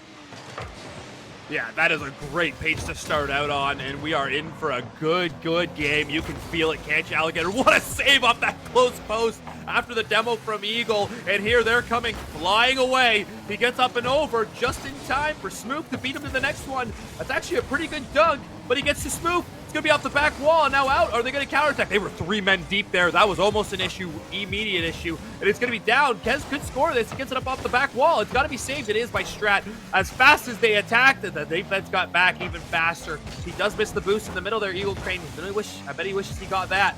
He does rotate around for boost, but here they come. 1-1 with 3 minutes left, Alligator. It is anyone's game. Game 5 would be just an absolute treat to watch with these guys. That would most certainly be a delight, unless we keep following that pattern of like odd games. It is a complete blowout in favor of Anjou, and even games are very, very close. Hopefully not like that. You know, this is so small of a sample size that we can't really say, but the defensive rotations have been an issue for Deception. Of course, when you're sending that much pressure onto the offense, you're forcing guys like Smooth, like Strat, even Eagle Crane to make those saves. But when you get going on the offense, you got very, very good chances. How do you balance it is a problem. Well, they're going to have to figure that out now, because I was actually thinking the same thing. It's like, when do they start throwing everything forward a bit more? What a shot. What a save by Swift. They are starting to get some chances on net. What a save by Swift. Oh, it's off Swift and underneath. Close as that, Alligator. That was close. Look how close he does come to saving this. That would have been a save for the ages. Oh, but I'm just looking at the pass from Strat. That is such an amazing play. I don't want to take away from the save from Anjou, but really the standout right there. Strat dropping it into the middle for Smooth. Smooth just putting it past the defender. The brunt of the work had been done. But still, very, very good plays from Deception. We know how good their passing plays were in Game 3, even if it was just for a consolation goal. If they managed to get them going, and now that they've got the lead, they do look like the better team. But Anjou, they don't want to go down like this. They want to fight back, and we know their offense is arguably better than Deception when it's on fire. Oh, but if you get bumped out of the way, there's nothing you can do. Yeah. The bumping is becoming... How much more physical has Deception been this game? it feels like while they're rotating through to get boosts, they're looking for the bumps a lot more, and it is become the meta, and I think it's something underutilized. You know, a professional NHL player or a professional footy player, they don't complain. They don't complain about the physical play, do they? They if it's within the rules, they do it. So you got it. You got to be able to play against it too. They're playing really well though. The defensive rotations, as you said, has been a great adjustment in this game 4. What a comeback game this is. This is what Deception were looking for. You could see it in game 2. This is exactly what they needed. When their offense is on, they just keep piling that pressure on and on and on and on. And it reminds me of Anjou in games 1 and 3. Because they are very good. They were just struggling to put it in game 2, but now that they are finding the back of the net in game 4, it certainly looks like the Deception we all know and love. People cheering for them in chat. They know the comeback is more than possible. Anjou, though, going into the last 60 seconds, got a lot of work to do, but with maybe some fakes like that and the double commit from Deception, there's certainly still hope. Oh yeah, it's not a game to give up on yet, but it is in the back of your mind. What a shot, what a save. Wow, that was almost beautiful. But in the back of your mind, you got to be thinking, you know, this is going to be a tough comeback. We might have to get ready for an all-elusive game 5, Alligator. I really thought that shot from Smooth was going to be in. It was going to be an amazing clip. The redirect, those redirects go so fast. They're like missiles. There's absolutely no way to stop them unless you're in the right spot. Turns out the defender was exactly where they needed to be for that. And now with 13 seconds and counting down, this is going to be game 5. Deception with all the momentum finally getting a big scoreline in their favor. Anjou are going to have to row back. They're gonna have to row hard. Maybe the number of the games, you know, evens and odds has some hope hidden for them, but Deception, this is exactly the kind of game they needed to get back into a good headspace, going into what is in fact an elimination series, an elimination game. This is what we play for. This is I don't care what sport you watch. If you love competition, if you love competitiveness, this is where you want to be. This is as competitive as it gets. It's an even playing field now. The past is in the past. They've got one game on Champions Field to get it done. This is absolutely going to be stressful for these players. I don't care who you are. It's going to be how you handle the stress more of the skill that you bring to the table. It's going to be how you handle the pressure, Alligator. And in that halftime talk right now, what are you telling to the guys, Alligator? We're going into game 5, and you got a couple of seconds to say something to the guys. What are you telling them? I mean, if I'm Deception, I'm just going to say play the same. We saw what we could do. We hadn't been able to get it, but now it all clicked. Let's just keep it going. If I'm Anjou, I'm thinking, okay, it's fine. We reset, we regain. We won games 1 and 3. We were this close to winning the series. Let's just forget about this loss, okay? Kind of like GG, go next, like we were talking about in game 3 for Deception. Game 5, Champions Field. It is a legendary arena. All expectations go out the window. It is anyone's game to take here. And I'm just concentrating on, I'm thinking, okay, this is effectively a best of 1. Let's win it. Yeah, that is beautifully said. It's going to come down to a beautiful moment or a terrible one. Mistakes can always hurt you in game 5. The pressure gets to you, but you still have to play free, and that's hopefully what they're going to do for us here today. A great little save off the side wall, and it's going to get rebounded. It's going to get dunked all the way back to their end. They're going to have to play quick here. This is going to be an awkward play off the back wall here. There's a demo on the side wall. It's going to be in. They take a 1-0 lead. Oh, my goodness. And the demo is the key that opens everything up. Traxy just sees that the defender is going to be waiting for the goal. That is a very typical play, right? It gets telegraphed, the ball goes to the side, there's someone rotating back, but they are in just the right position, Traxy, to go for the demo onto the goal line. And if you get gifted that opportunity, you're never going to waste it. Now Anjou have the momentum that they wanted, and we're seeing another counterattack here. This is their attacking style that has worked so well for them. If they get this suffocating offensive pressure going after getting out of their own half, it is going to be very, very hard for Deception to get out of here. And if it starts working like games 1 and 3, it's not going to be pretty for the illusory side. No, I agree, and they just do such a good job of controlling boosts in the offensive end, don't they? It feels like all three of them always have boosts, but they're always stealing boosts. It is quite a spectacle. It must be so frustrating when they're on the offensive attack. Their time on attack gets them a lot of wins, I can almost guarantee. But a demo can really open up the players. The ball goes back into the middle. Here comes Eagle. It's going to be on net. It's a great save. It's going to be back out in the middle. Can anybody get there? It's going to be Kez first. Oh, he does a great fake because he knows he doesn't have any boost. Beautifully done. Strike gets it over to the middle. Smooth gets a good 50. It's there for the finishing. Anybody? Somebody? Oh, Kez clears up. Oh, it's back in. Oh, my God. Alligator, it's 1-1. Holy goodness. I really thought they had gotten away with that. The pass from Swifty to Kezi, that was dangerous. Finally, Eagle Crane tapped it in for Deception, and this is exactly what I meant when I said, Game 5, it's a best of one. There is no previous momentum coming into here. Yes, Deception might have had something, but Anju were quick to neutralize it, and now they're tied at 1 apiece with a bit less than 3 minutes and 30 seconds remaining, and this is the treat that we were expecting, and I think that's the only way to describe it. It is. It's such a blessing to be a part of this with the Alligator, not to get too emotional, but I just love it when these guys give everything that they got. Everyone's giving everything they got. It's such a beautiful thing to be a part of because they got a chance to score here. It's going to be in. Smooth gets the redirect, and he pounds that one home in the counterattack. Look at this pass by Eagle. Bang! Bang! Beautifully done. Just getting ahead of the play. This is what Deception are good at. Those passing plays, they know exactly where their teammates are going to be. They know exactly where they need to put the ball. That level of confidence, that level of trust in your teammates, something that you don't often see in Rocket League, even at the highest level of play. Then, of course, you have that triple commit that should lead to a goal from Anju. But we don't talk about those. We don't talk about those. We're kind of happy. Almost put it out. We want to see overtime, don't we, Alligator? Yeah, I think this would be the best. But you know, you got that beautiful passing play from Deception, Eagle Crane for a Smooth. That link up that is 100% chemistry, and then you get the 0% chemistry triple commit into the Kessie almost open net miss onto the now advantage for Anju. I guess this is Champions Field? Question mark.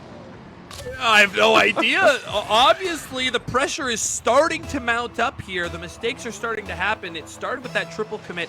One triple commit can really make you nervous for the rest of the game with your lads, you know? It can really make you start thinking, oh, I'm not on the same page as them. Whose fault was it? Whose ball was it? Someone's got to take over on that team right now, or they are going home, Alligator. Oh, most certainly. And now, as we cross into the second half of our game, it is a small reset maybe for Deception. You know, this is a time that often players are looking at on the clock. At least I know I do it in my games, and I know a lot of people do it too. Because it's kind of like, you know, okay, we still have some time left. Time is ticking down, but still, there's plenty that we can do. And with those counterattack opportunities, now maybe Smooth onto Strat, but no, the middle is perfectly covered by Traxy, by Kezi, by Swifty. All three players of Anju are working perfectly in coordination. Maybe some misses here and there. Oh, no, they're gonna get for them. Oh, no. That's the last thing you want to see. Oh, it's Heartbreak City for the whiffs there. It looked like almost 3 whiffs in a row. And then the great redirect by Eagle Crane to kind of clean up the garbage. It was garbage day for him. He absolutely took out even the recycling. That was a great redirect. Good stuff from him. His wife will be pleased. And we are on to the last minute and a half of play. It's going to be 3-3 with 1 minute and 30 seconds left. Yeah, this has overtime written all over it, right? Just the back and forth between the two teams. You can see the mistakes starting to come out from both sides, but it's not like at lower tiers where, you know, mistakes often lead to goals. These two teams are good enough that even when they make mistakes, they're able to come back from that. At the same time, though, the opponent has a higher capacity to punish your mistakes. So it's certainly going to be interesting, certainly going to be exciting. I know a lot of people in chat are cheering for both teams. Smooth, it feels like a fan favorite, you know, the Frenchman trying to get the W for pretty much the best country at the game. I don't know, the that honor probably disputed between the USA and France, but certainly trying to make their fans happy. And going into the last 40 seconds, maybe Strat is going to get one back, but no, of course, Traxy is there to deny it. They are absolutely there to deny it, and it's going to be pushed all the way out to the left corner. It's going to be back into the middle, but it's a great double play by Strat. He gets the reset, push it in the middle. Can Smooth finishes with the demo. Oh, he's avoiding it. It's back up off the crossbar. This could be it. It's just cleared off the line. It could have been anyone, but they still have pressure on after that demo. Kessie gets a good touch. He takes a touch again. Over to 10 seconds left, Alligator. Are we going to overtime or will there be late drama? It's on net. It's a save. A pitch down to the right wing. It's back up the wall. Sterling dodge. They keep it up? Not. It's not dropping? Overtime. Okay. Overtime. There we go. Finally, we got overtime in Champions Field. Of course, this was written in the stars and written in the demos maybe as well. Strat putting it on the side. That Smooth just respawned into that Eagle Crane was also on. A bit of a triple commit, involuntary from the side of Deception, and the pressure ramping up from Anju in the first few beats of overtime. But this purple, this blue side from Deception, no matter where you're looking at, they are hungry. They know it's win or go home, and they have been the leading team in the latter part of regulation. But with 30 seconds having gone by, still no one has the clear advantage. No, and we just got rated by BGCS_EU. Welcome in. It's tied 3-3 in the game. It's tied 2-2 in the series. We're on Champions Field in a Game 5 do or death match now. Loser of this overtime goes home. Oh, it's going to be cleared. It's going to be on net. It's a good save and a good play by Kessie to take control. He gets over to the wall. He gets it up and down here. Great play. Great early commit by Smooth to clear that ball off the competition car of Kessie, because he is absolutely looking faster than I've seen him all series right now. Alligator, this could be it. It could be over. It's in! Eagle Crane ends it! Eagle Crane ends it with a simple shot down the line. Right on Netty's direct, Alligator. Oh my goodness. Your eyes do not deceive you. This is not an illusion.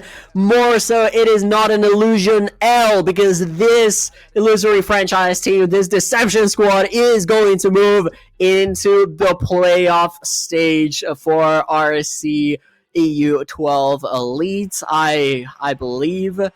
Yes, it is indeed. This was the last round of the playoff. They will move into the lower bracket round 1 to play the loser of Fearless Bravo versus Vanguards. By the way, a match that we're going to have right next in the stream. But what's most important is these post-series stats. You look at that, 3-2, perfect prediction from my side.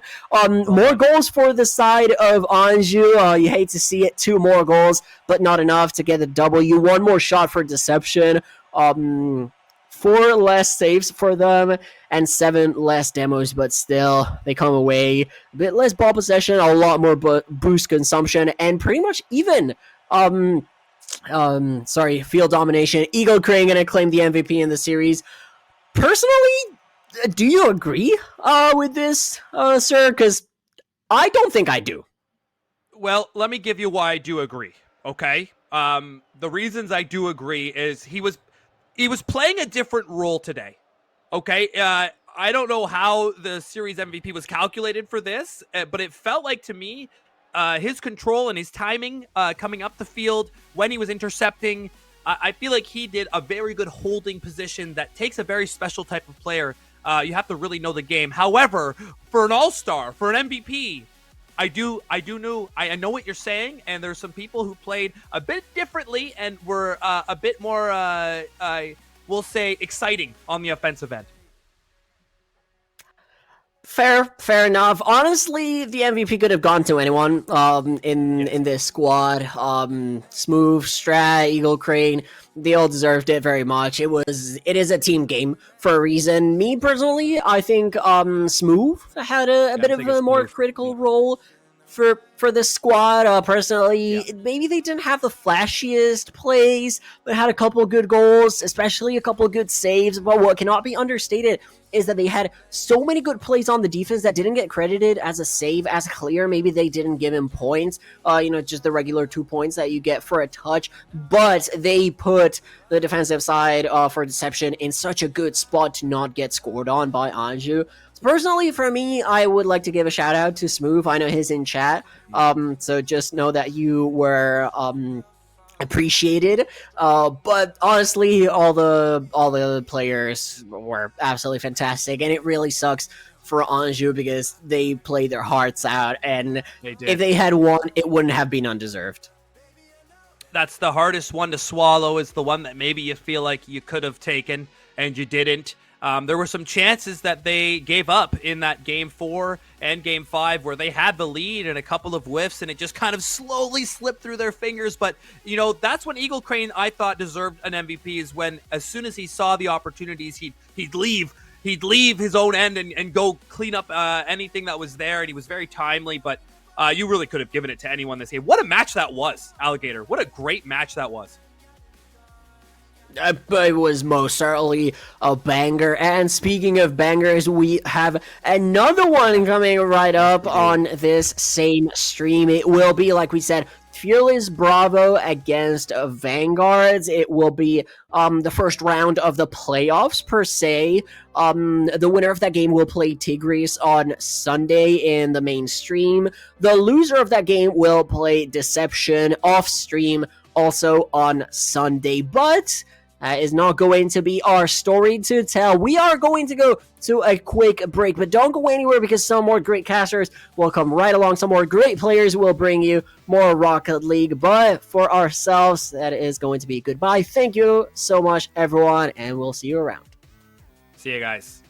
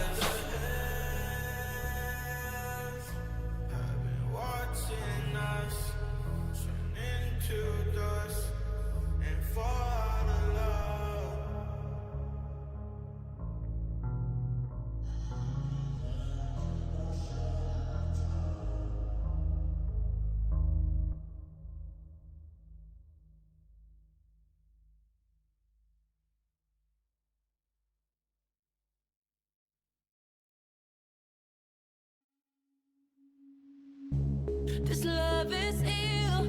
I wish that it was different. Don't know what it is that made us so indifferent.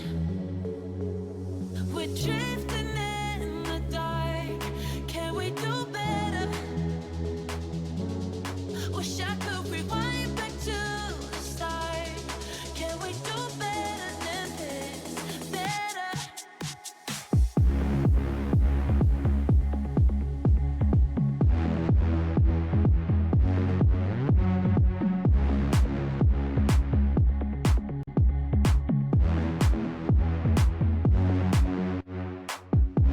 You got me high and dry low.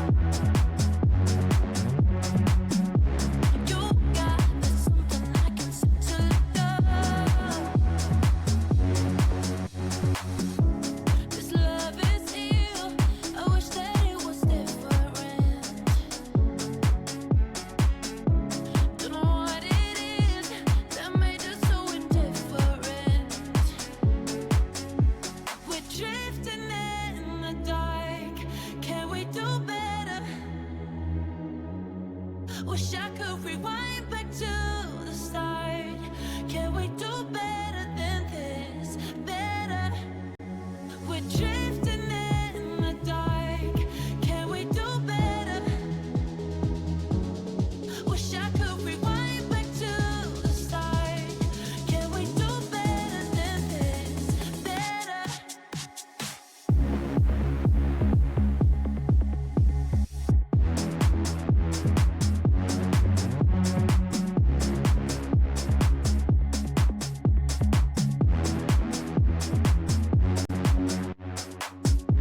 You got me high and dry low. You got that something I can set to let go.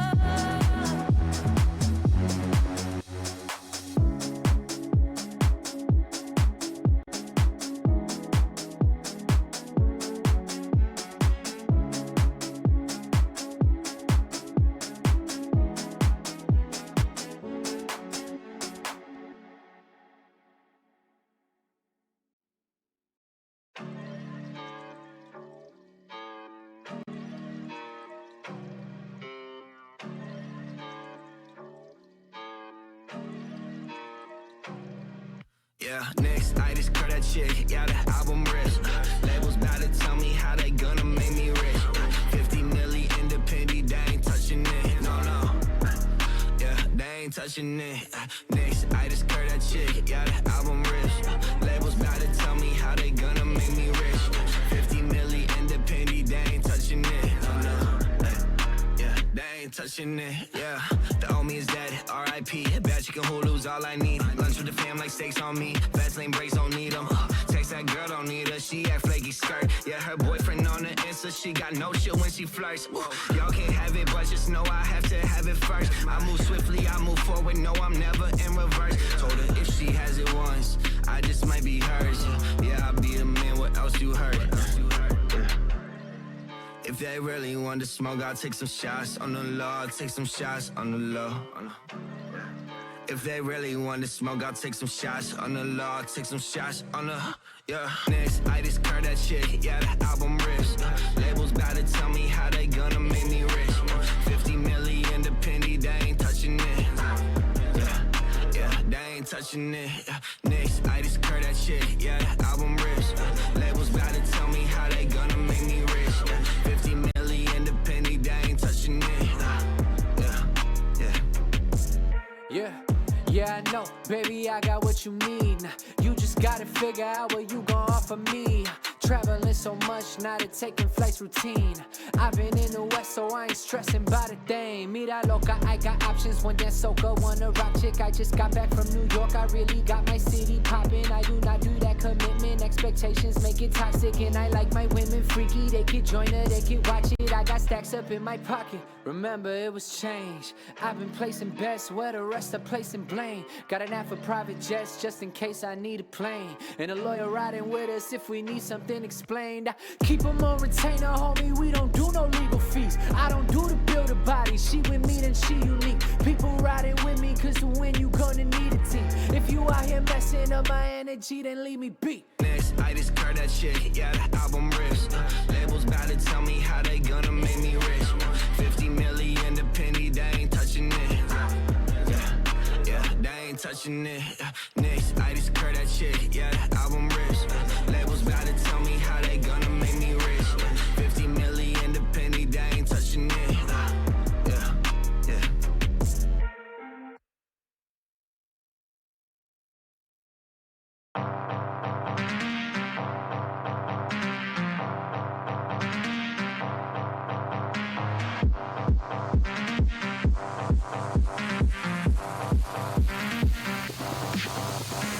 Cocaine in my nose, got rose in my cup though. Started climbing my pole, she got me locked in on cup though. Cocaine in my nose, got rose in my cup though. Started climbing my pole, she got me locked in on cup though.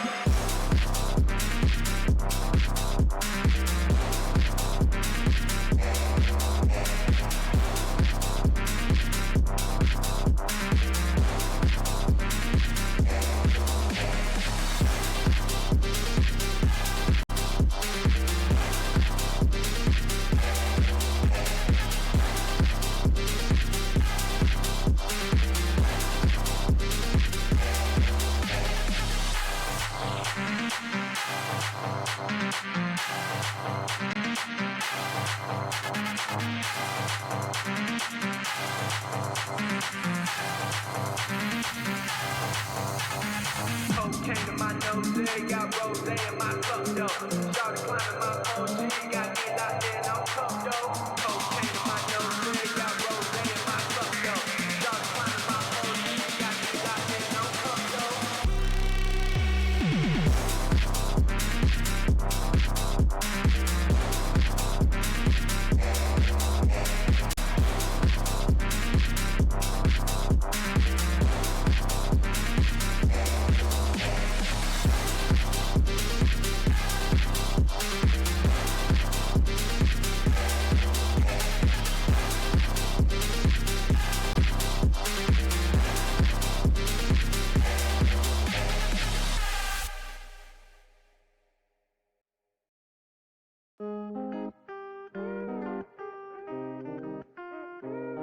Ay.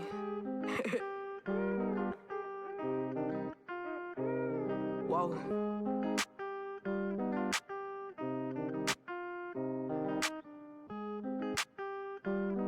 Ay. She making me go insane. Wanna see that my girls and all my chains. Little shawty, I know she messing with my brain. Don't need no side, cause I got my man. She making me go insane. Wanna see that my girls and diamond chains. Little shawty, I know she messing with my brain. Don't need no side, cause I got my man. And I know it will never change. Gotta get through the struggle, going through the pain. Lately my bros been acting so strange. Run up on me, we gon' let it bang. Lately I've been chillin', been thrillin' for some time now. Gotta get my bag, I can't waste no time now. Gotta get my head up, I can't leave it down. Can't leave it down now. Getting my bins, higher than ever. Gotta make my family proud, I ain't feeling no pressure. Too much money on the table, I swear it's a treasure. Play with us, boo, we gon' put you on a stretcher. So you back, run it up for the team. Hit you with that bean, then we gon' let it eat. This ain't no scheme. Ain't no scheme, ain't no scheme. Ay, ay. What you doing? Play me like a game. You stay the same, swear you looking like a lame. I'm feeling with fire. I can feel the flame, but you stay. I'm the storm that beats the moon. I'm the sun that will not move. Who you think you are? Who you think you are?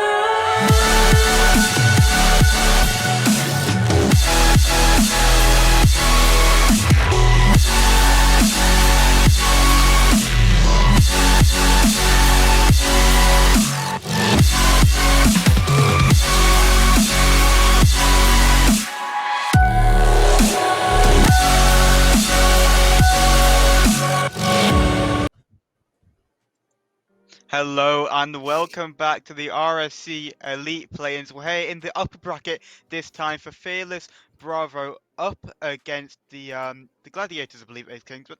And you know, second versus third, these cross-conference matchups are always something on the line. You've got to step up to the plate. I mean, I know Gladiators are in the Master Chain that came last, but I don't think we're seeing Master High. We see Fearless Brother versus Vanguards, but at least it was the right franchise. I'll pick you up on there, yes, but eventually, after some streamer, bit of caster problems as well. Yeah, we are here. Sorry we're running a bit late. Something on the back end. It's all sorted now, but let's look at what we've seen in the play-in bracket tonight. We've seen two game fives so far, with Andrew taking it over Carbo, but Deception having the edge in a game 5 overtime, and in the final game of the play-ins we have Fearless Bravo versus Vanguards. Yep, summed that up perfectly. 2 game 5s already today, potentially another game 5 to follow that as well. I mean, these two teams, as we transition over, I believe, to the player stats, you know, or the team stats even, they've just been so close over the course of the season. It's just how it sums up and how these guys are going to come onto the field. They've got something to prove to advance and continue on in the upper bracket. Yeah, they do. Fearless obviously tying for that first place spot and losing out on head-to-head would have been massive for them to have got first, because they wouldn't have been having to play with Buddha tonight, but they are playing with their sub. And Vanguard's obviously third, not run it coming into it on the best run of form. A few draws to teams they should have been taking wins off, but I'm sure that won't affect them tonight as they play main roster. Moving over to player stats, I will tell you on the side of Fearless Bravo, we will see I can't remember if Stereo or Bryn they're missing, but Buddha and Jawa and one of the other two. And for Vanguard side, we'll be seeing Eevee, Sato, and First Beast.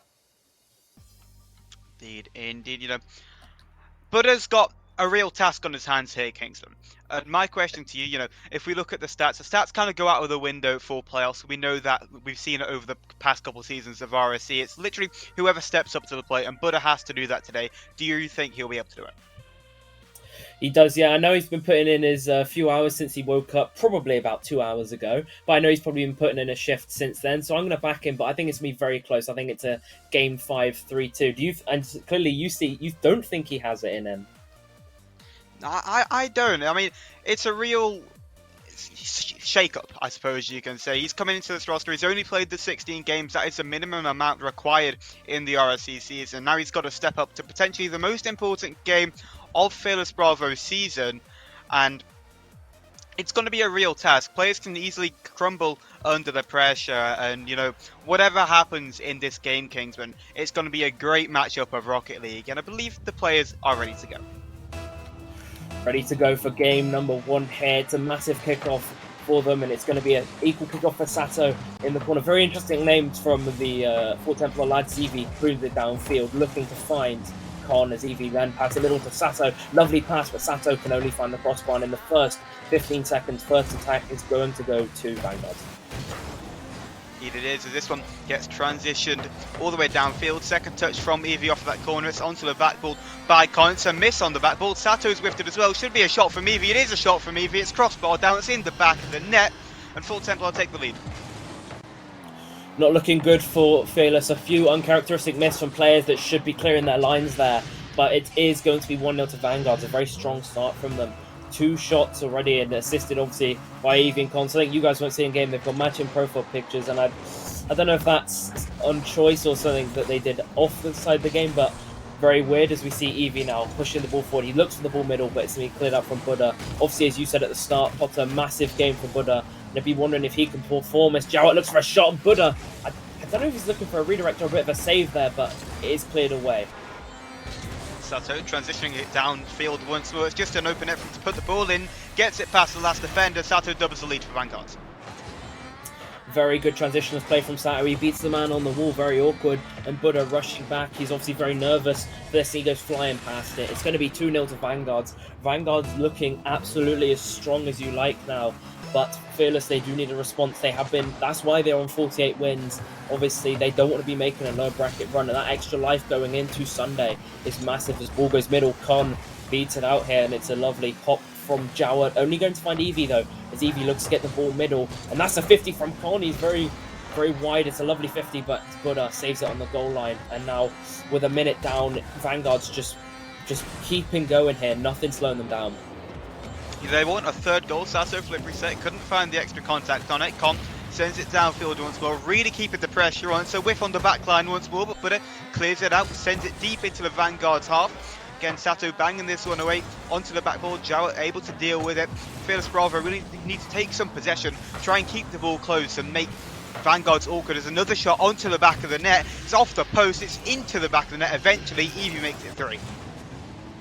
Evie's finding his lines perfectly. He's finding the shots he needs to get to. Lovely off the post shot. Fearless defense not found yet, as the Vanguard's put in their third in just a minute 40 and only 5 shots. This has been an absolute dominant game from Vanguard. As Evie a lovely 50, but it's going to get to Buddha. Can Buddha beat Sato? It's a lovely 50 from Sato. Ball in the midfield. Con looking to get on the board. He's not going to. Looking for an optimistic double tap, but it's going to be cleared away by Bryn. And well, Phyllis, they certainly need a response soon. They really, really do. They've still got 3 minutes left to do that and a 3-goal deficit to overturn. They've had 2 shots on goal, and they need to find a way to start multiplying that, getting the shots on even more, and hopefully eventually piercing the net for their sake. As Con taking this one downfield once more. Bryn there to challenge. Sato coming in a little bit late. All 3 Fearless players stuck on the back line. Jowett trying to transition it again. It's going to fall out to Con. Great demo from Jowett. It's going to open up a little bit of space for Buddha to come into. Evie with the 50-50 again. Just going to enable Jowett that little bit more, but it gets sent back into the Fearless back lines. One thing we also wouldn't have picked up on, Buddha only obviously playing the min games. They don't have the chemistry that Ethereal and Bryn does, but Buddha, he is holding the back lines for Fearless. They won't have that chemistry that Jowett, Bryn and Ethereal have got the 48 wins with. So that's cleared away though. Buddha, good control, but it's not going to anyways. There's transition in play from Con though, down to Evie now. They've got obviously good chemistry. Those two is Bryn. It's a lovely 50 though from Sato again. He's been doing these 50s nicely all night long, and it's going to be Buddha to the ball, trying to create an attack for himself. Lovely pinch middle. Jowett though, just going to get the ball wide, and it seems to be Buddha at the front lines for Fearless, something you wouldn't have expected at the start of this series. Truly is, but there's another shot. Cannons off of the crossbar for the Vanguards. This one getting sent downfield again. Sato having to deal with it. They don't want to be conceding a single goal or even giving Fearless that little bit of hope heading into any extra games to come, or even this match for a potential comeback. As Con look to pancake this one down, falls out them to Sato on this left hand corner, takes it up, has got boost to work with. Buddha with the challenge, Sato with the flip reset up for Evie, looks with a pass down to Con, skies it high onto the backboard once more, no follow through. Bryn with the touch again. Great demo from Vanguard, so they're keeping all the possession, not allowing Fearless any breathing room. They don't want to give anything up here, not even a slight goal. That's a lovely redirect from Sato. Con finding his 3rd assist. It's a lovely pinch to try and transition the play. It's a beautiful pinch and Sato reads it lovely. Buddha looks in no man's land, and once again no one on the back lines is going to mean a 4th goes in for Vanguards here. Absolutely running away with it. They've had 8 shots and only 2 of them have been saved, and both of them by Buddha. This Fearless team just absolutely look lost here. They really, really do. I didn't expect this Vanguard's team to come out and be so dominant, but Fearless really need to step up to the plate now. It's Buddha in the 1v1 against Sato, forces 50, nobody coming through other than Con to keep the ball close once more for Vanguard. Evie with a touch out, no one going to be there other than Bryn to take possession of this ball, looking for a pass in field, nobody up. 2 players go though for the Vanguards, no second touch to be found. Buddha going to take possession of this one. It's got a little bit of space to work with, a little bit of boost at that as well, trying to get it over Con, just eventually gives the ball, caresses it into his palms. Con again trying to get it into the centre, no one there to follow. Evie cutting in on it, looking for passing field, cut out by Bryn. 30 seconds remaining, is still a 4-0 deficit to overcome Fearless. It's a great demo on the back line. Here's a goal, and here's Buddha. Lovely little play from Fearless, and that might be the bit of hope they need. It's a lovely 50 and a lovely demo, and Buddha shooting that on target. Bryn with the ghost touch, not that he would have saved it anyway, but they're finally seeming to get that chemistry. Con obviously demoed on the goal line, not much he could have done in that situation, and maybe we can see a bit of Fearless momentum here. This is a lovely 50 from Sato onto the sidewalk. Buddha, another demo onto Con. Con's not going to be happy with those eventually, as now we see Sato, a lovely 50 from him again. I'm going to be saying that a lot, it seems, this evening. And Con, it's a good clear out on low boost. Sato though, they just look stuck in their back line. Vanguards, finally the ball's gone out, and well, nowhere near enough time for Fearless to get back in the game. And after a very dominant Vanguards performance, they are going to take it, I was going to say 5-1, but Buddha picks up his saviour medal, and the ball is still up here, so it's not over. It's not over until that ball touches the ground, but the triple commit coming out from the Vanguard should allow the ball to eventually do just that, as Jowett with no boost gently touches it onto the ground, and we do have confirmation that Vanguard's taking game 1. Yeah, we're just waiting for that ball to drop. There was nothing that could be changed anyway. Even a goal for Fearless would just be consolation. But Fearless did pick up, obviously, in that last 30 seconds with Buddha finding the net, is also being the main man, it seems, on that team. The team just not finding their stride. But yeah, Vanguard's 2 goals from Sato, 2 from Evie, and Con with the passes. Well, the team chemistry there seems to be working, but Fearless Bravo, they still maybe need to edge in a bit of chemistry. Really, really do. You're looking at Bryn, you're looking at Jarrett, the 2 main roster players on this team. Buddha looks to be stepping up to it and playing his role well.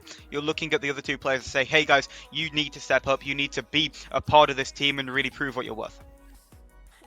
100%, they got proved by their main roster, and Buddha proving why maybe he shouldn't have been, but obviously this team could be completely different with Ethereal, being one of the more known players, I'd say, in RSC, but this result shows Vanguards are going to look to push on here. Obviously, they did slow down. I don't think they got a goal for the last 2 minutes 30 of the game, but they're going to look to keep that momentum going, though, as they all line up onto the field. And I think game 2 crucial, because if Vanguard's gone to match point, they could very much be taking this in a sweep. But if Fearless win it, we go back to essentially a best of 3.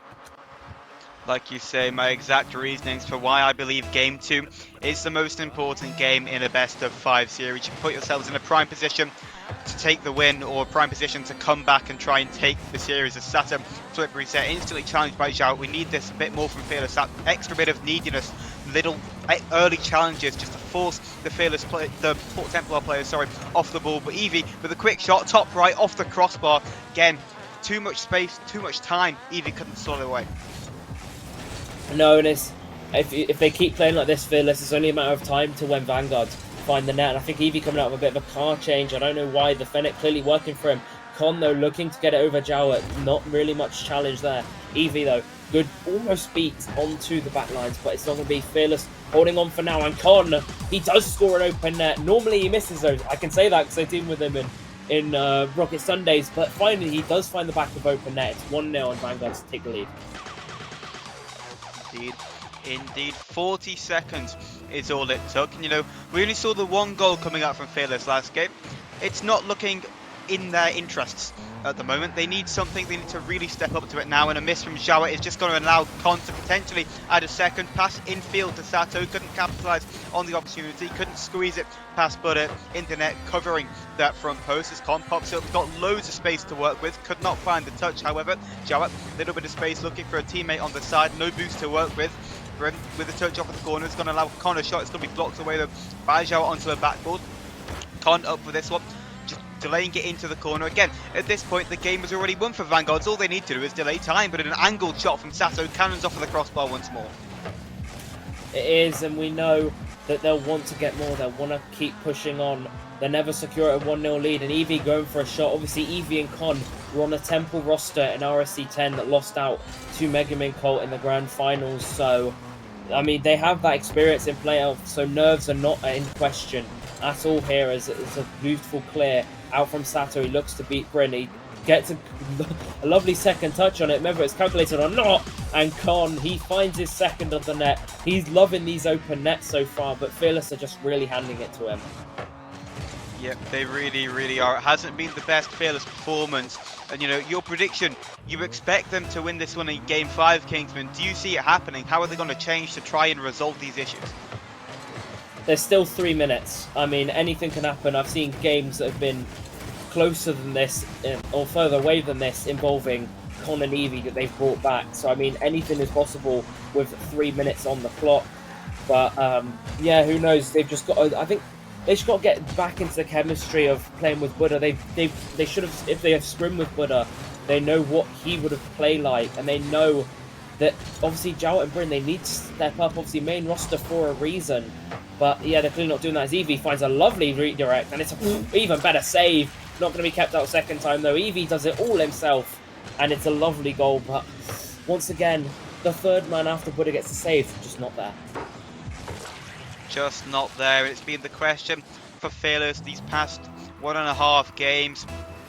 too little too late. We saw in the end of game 1, it looks like a similar issue here. Sato again with 3 ball possession, doesn't make the best use out of it. As Jawat looking for a pass infield, does find the touch. Sato there to make an even better clearance, and you start to think, even if Ethereal was here for Fearless Bravo, do you think they'd still be able to compete? I think it would. I think it'd be a completely different, completely closer series. Obviously, players' confidence levels go up completely, and Con's clearly a bit too confident going for a flip reset. We know he hits them very rarely. As Bryn now looks for a lovely pass middle. It's a lovely pass middle. Maybe on the day, Ethereal would beat where Buddha was there, but was that an own goal from Sao? No, it's not. It was off the post. He says no problem in chat. Clearly not phased by his potential mistake as Con looks for the ball middle. It's a lovely pass, and that goes over the net, but nothing seems to be changing with this side with Buddha here. They're just gonna. I think they might. If game 3's like this, they're gonna have to definitely get prepared for a lower bracket run. Really, really are. His touch is soft and straight at Eevee in the Vanguard's net. Bryn pops it high. No one there challenging. There's no second man inside for Fearless, and that is the stem of their many, many issues in this game. As Bryn turns onto his ball, is forced into a challenge by Con. Jawat already up for this one, runs out of boost, but does make a touch on the ball again, deep into Vanguard's half. Like I said earlier, the game is practically won for them. All they need to do is delay time. They've got a minute left until they confirm game 2.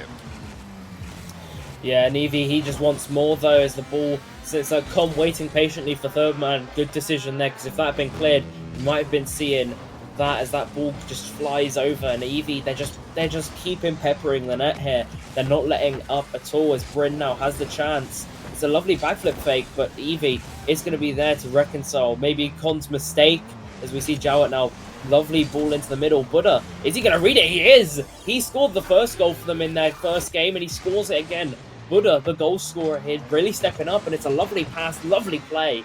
Come back on, maybe? Potentially, but like you said, he scored the first goal in the last game. It was also the only goal. Could it be a similar story here where Buddha pops up too little too late? 40 seconds remain. It's still a mountain to climb for Fearless. It is. I mean, I've seen a scoreline where it was 5-2 that with 30 seconds left, that side came back and won in 0 seconds in the RSC Upper Finals in Elite. So we know this sort of thing has been done before, and Con and Eevee will remember it vividly, I'm sure, as they were on the winning side of it. But Bryn now, he's looking for an attack. He's looking for a solo play. That's not going to beat Con. Con is good. You need to do more to beat him on the back lines there. Shot from Jawat. They're pressing the back lines of Vanguards now. But as you said, Potter, it might just be too little too late. It does seem to be that way. As Bryn touches it into the corner. 0 seconds hits, and but even we don't need the ball to touch the ground. We know that Vanguard are going to be taking a series lead of 2-0, but we've seen plenty reverse sweeps this season. 2 of them going against my own franchise. But Fearless need to pull one out of the bag here. Yeah, they do. Obviously, Buddha, as the GM, he'll know what to be saying to his players in this moment. He'll be knowing what to tell them. Obviously, for Vanguards, it's going perfectly. Con MVP, well deserved. He led the charge in the first start of the game. Very well done from him. And also on the back lines, he was very well done when he needed him. So good performance from him. But Fearless Bravo, they were given the good pressure. I think they got 4 of their shots late in the game. But they just need to be doing that at the start of the game. If they're doing that at the start, if they can score the first goal, then I think we've really see a different match here. Really, really do. They need a massive momentum shift. And Kagan, I'm going to ask you the question again. You predicted that 3-2 win. You've got the belief in the Fearless players. What do they need to change? Second man, you mentioned it perfectly halfway through that game too. They have no one following up on the touches. If let's say Buddha goes for a clear, there's no one there to follow up. There's no lead to attack. There's no start. There's a start to it. There's no follow up on it as we move over to Sovereign Heights. Maybe a bit of a follow up on the attack would allow them to build some pressure and hold some pressure. Because at the minute, that's one thing Vanguards can do. They can hold pressure in Fearless's half, but Fearless, they can't seem to hold pressure in Vanguard's half. Just to add on to that as well, we saw it towards the end of game 1. The demos coming in favour of Fearless really opened up the space and gave them more space to work in and work with. They really need to enable that. They've got 5 minutes back on the clock once more on Sovereign Heights, and they need a game win here. They do, and I think we're seeing potentially a bit of overconfidence from Eevee and Con as they go into the Bumblebee car. but maybe it might not matter as we see Con pushing it forward. It's a lovely pass to Evie. It's a shot as well that just goes wide. It's a shot from Sato as well, and a lovely bump on the back line. Even though they are in the Bumblebee, the skill ceiling doesn't seem to be changing. It's a lovely bump on the goal line by Evie, and it sets Sato up perfectly. 1-0, and it's not the start Fearless wanted. Really is, and it feels like deja vu. We've been here before. It does not take long for Vanguards to penetrate that opening shot, get that first goal in. Bryn wants an instant comeback though for Fearless. Buddha's up for it. It's onto the backboard, cleared away though by Evie. The defense is something we haven't really complimented Vanguards on enough. They've been so solid and really have not given Fearless a look in.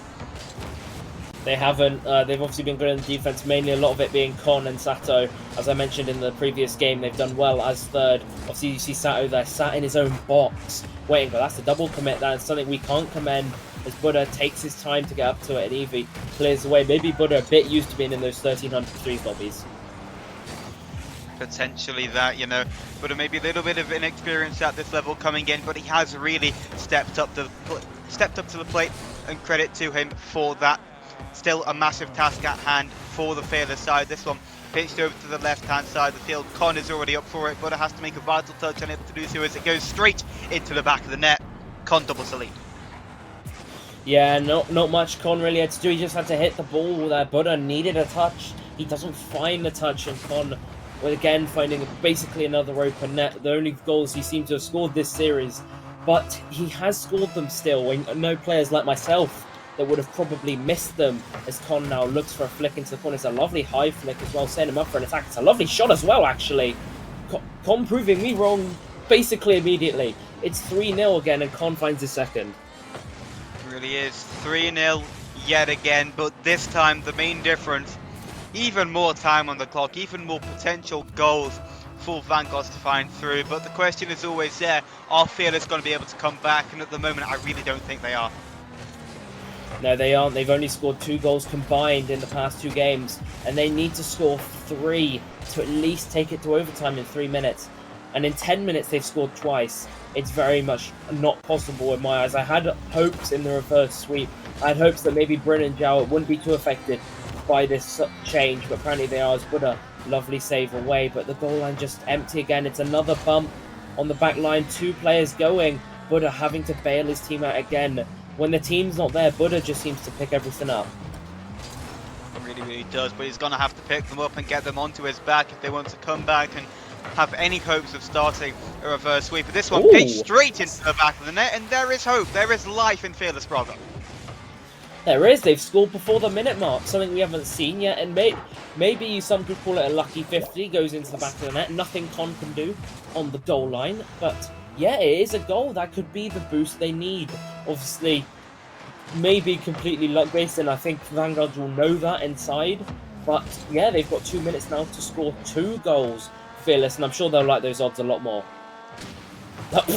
They would. However, that is a 4th goal, Kingsman, and the floodgates are really starting to open. As soon as I say something good about Fearless, I'm like, they're slowly picking it back up in this game. There's some good things. All Vanguard seem to have to do is put the ball in on the net. And Fearless Bravo, they just don't seem to have an answer. As Jowett, though, looks for a kick-off goal, isn't going to get it. Evie defends that very nicely. Buddha now on the ball. What can he do? He looks for a 50. He gets a 50. It's in the midfield. Bryn misses. Sato to Evie. The passing play is looking lovely. The passing plays are lovely. Evie slots at top of the net. Nothing he can do. And I think a lot of people in chat will be saying it's basically over now because they have to score 4 goals. It's a lovely passing play. And well, I think this might just be the perfect sweep from Vanguards. It seems to be that way, but Kingsman, there's still just over half the game remaining. Whatever happens, there's going to be at least 1 more goal in this. There's no way this stays as a stalemate for 2 minutes and 30 seconds. I just don't see it. So whether that is a Fearless comeback or whether that is Vanguard's potentially racking it up and doubling their advantage to a 10-goal lead, we can only wait and see. We can. I think they need more of a miracle to bring this back, if I'm honest. I channeling my inner Danny boy there, but as now we see Sato even clearing the ball out, as Con though eventually following up in the Transformer car. Buddha, vital miss on the goal line. He's been very good this series, but his team just not stepping up on the day, I'd say. But Evie looking to the middle, they don't need the goals. It's just for pride at this point, and just to say, look, we beat Fearless 6-1, 7-1, or whatever they did as Con now, going up in the air. Even though they're 5-1 up, Con still not being able to find the mechanics he would want to have.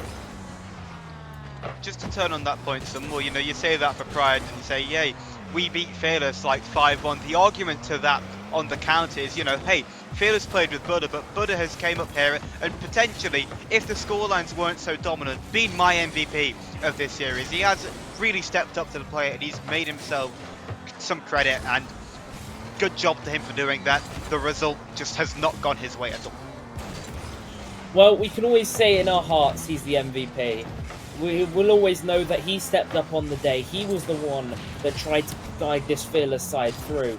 But the two main roster players didn't step up, and that's a lovely save from Con to keep it at 5-1. Fearless seemed to like scoring in that past minute mark, but the ball clears away now. And I'm actually thinking now, obviously we have the series MVP at the end. Who do you reckon will get it from this Vanguard side? Obviously, we can't say Buddha. No, we can't say Buddha, but potentially one of the other players on the Fearless roster. But no, in all seriousness, the entire team has played phenomenally and they've put on an absolute great showing here. Lots of goals, dominant fashion. They've made it pretty easy for themselves. They've taken all the chances which have came at their disposal. And it's hard to pick one player. I suppose we can only wait for the end roll stats. It is, I like taking a bit of a bet here. I'm gonna put my money, no money. There's no money involved, but I'm gonna put my odds on it is Evie. He's had a very good performance tonight, leading them through it. And there you go. We see the Transformer cars celebrating. There you go. That's clearly what they wanted at the end of the game. Well, it's a shame for them that it doesn't even show up on the stream, and we have the cool Hive Chamber end screen instead. But the end screen also states it is a 3-0 series sweep in favour of the Vanguards, and it's going to be a right upper bracket matchup coming through. It's going to be Huldra up against Temple, and Fearless Bravo going to drop down to play Deception.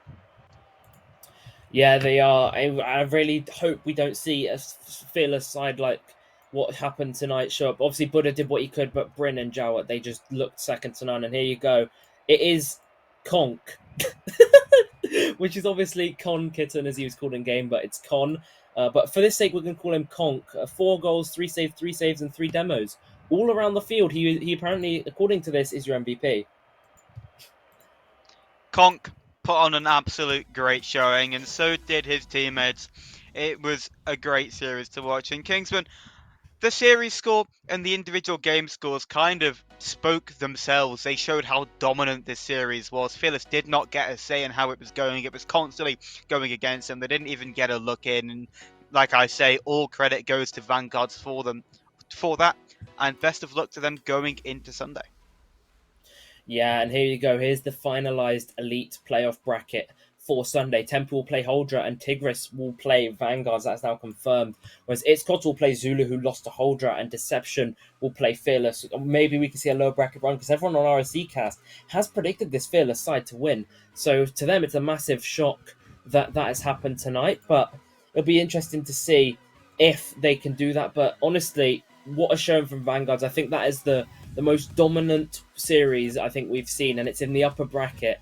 Vanguards, I'll be honest, as soon as that game 1 was finished, I don't think Fearless had a chance. I 100% agree with you. However, the rival play-ins are done. The elite play-ins are done. And that is all the action we have for you tonight. So join us tomorrow for the RSC Season 12 rival playoffs. We'll see you then. Take care.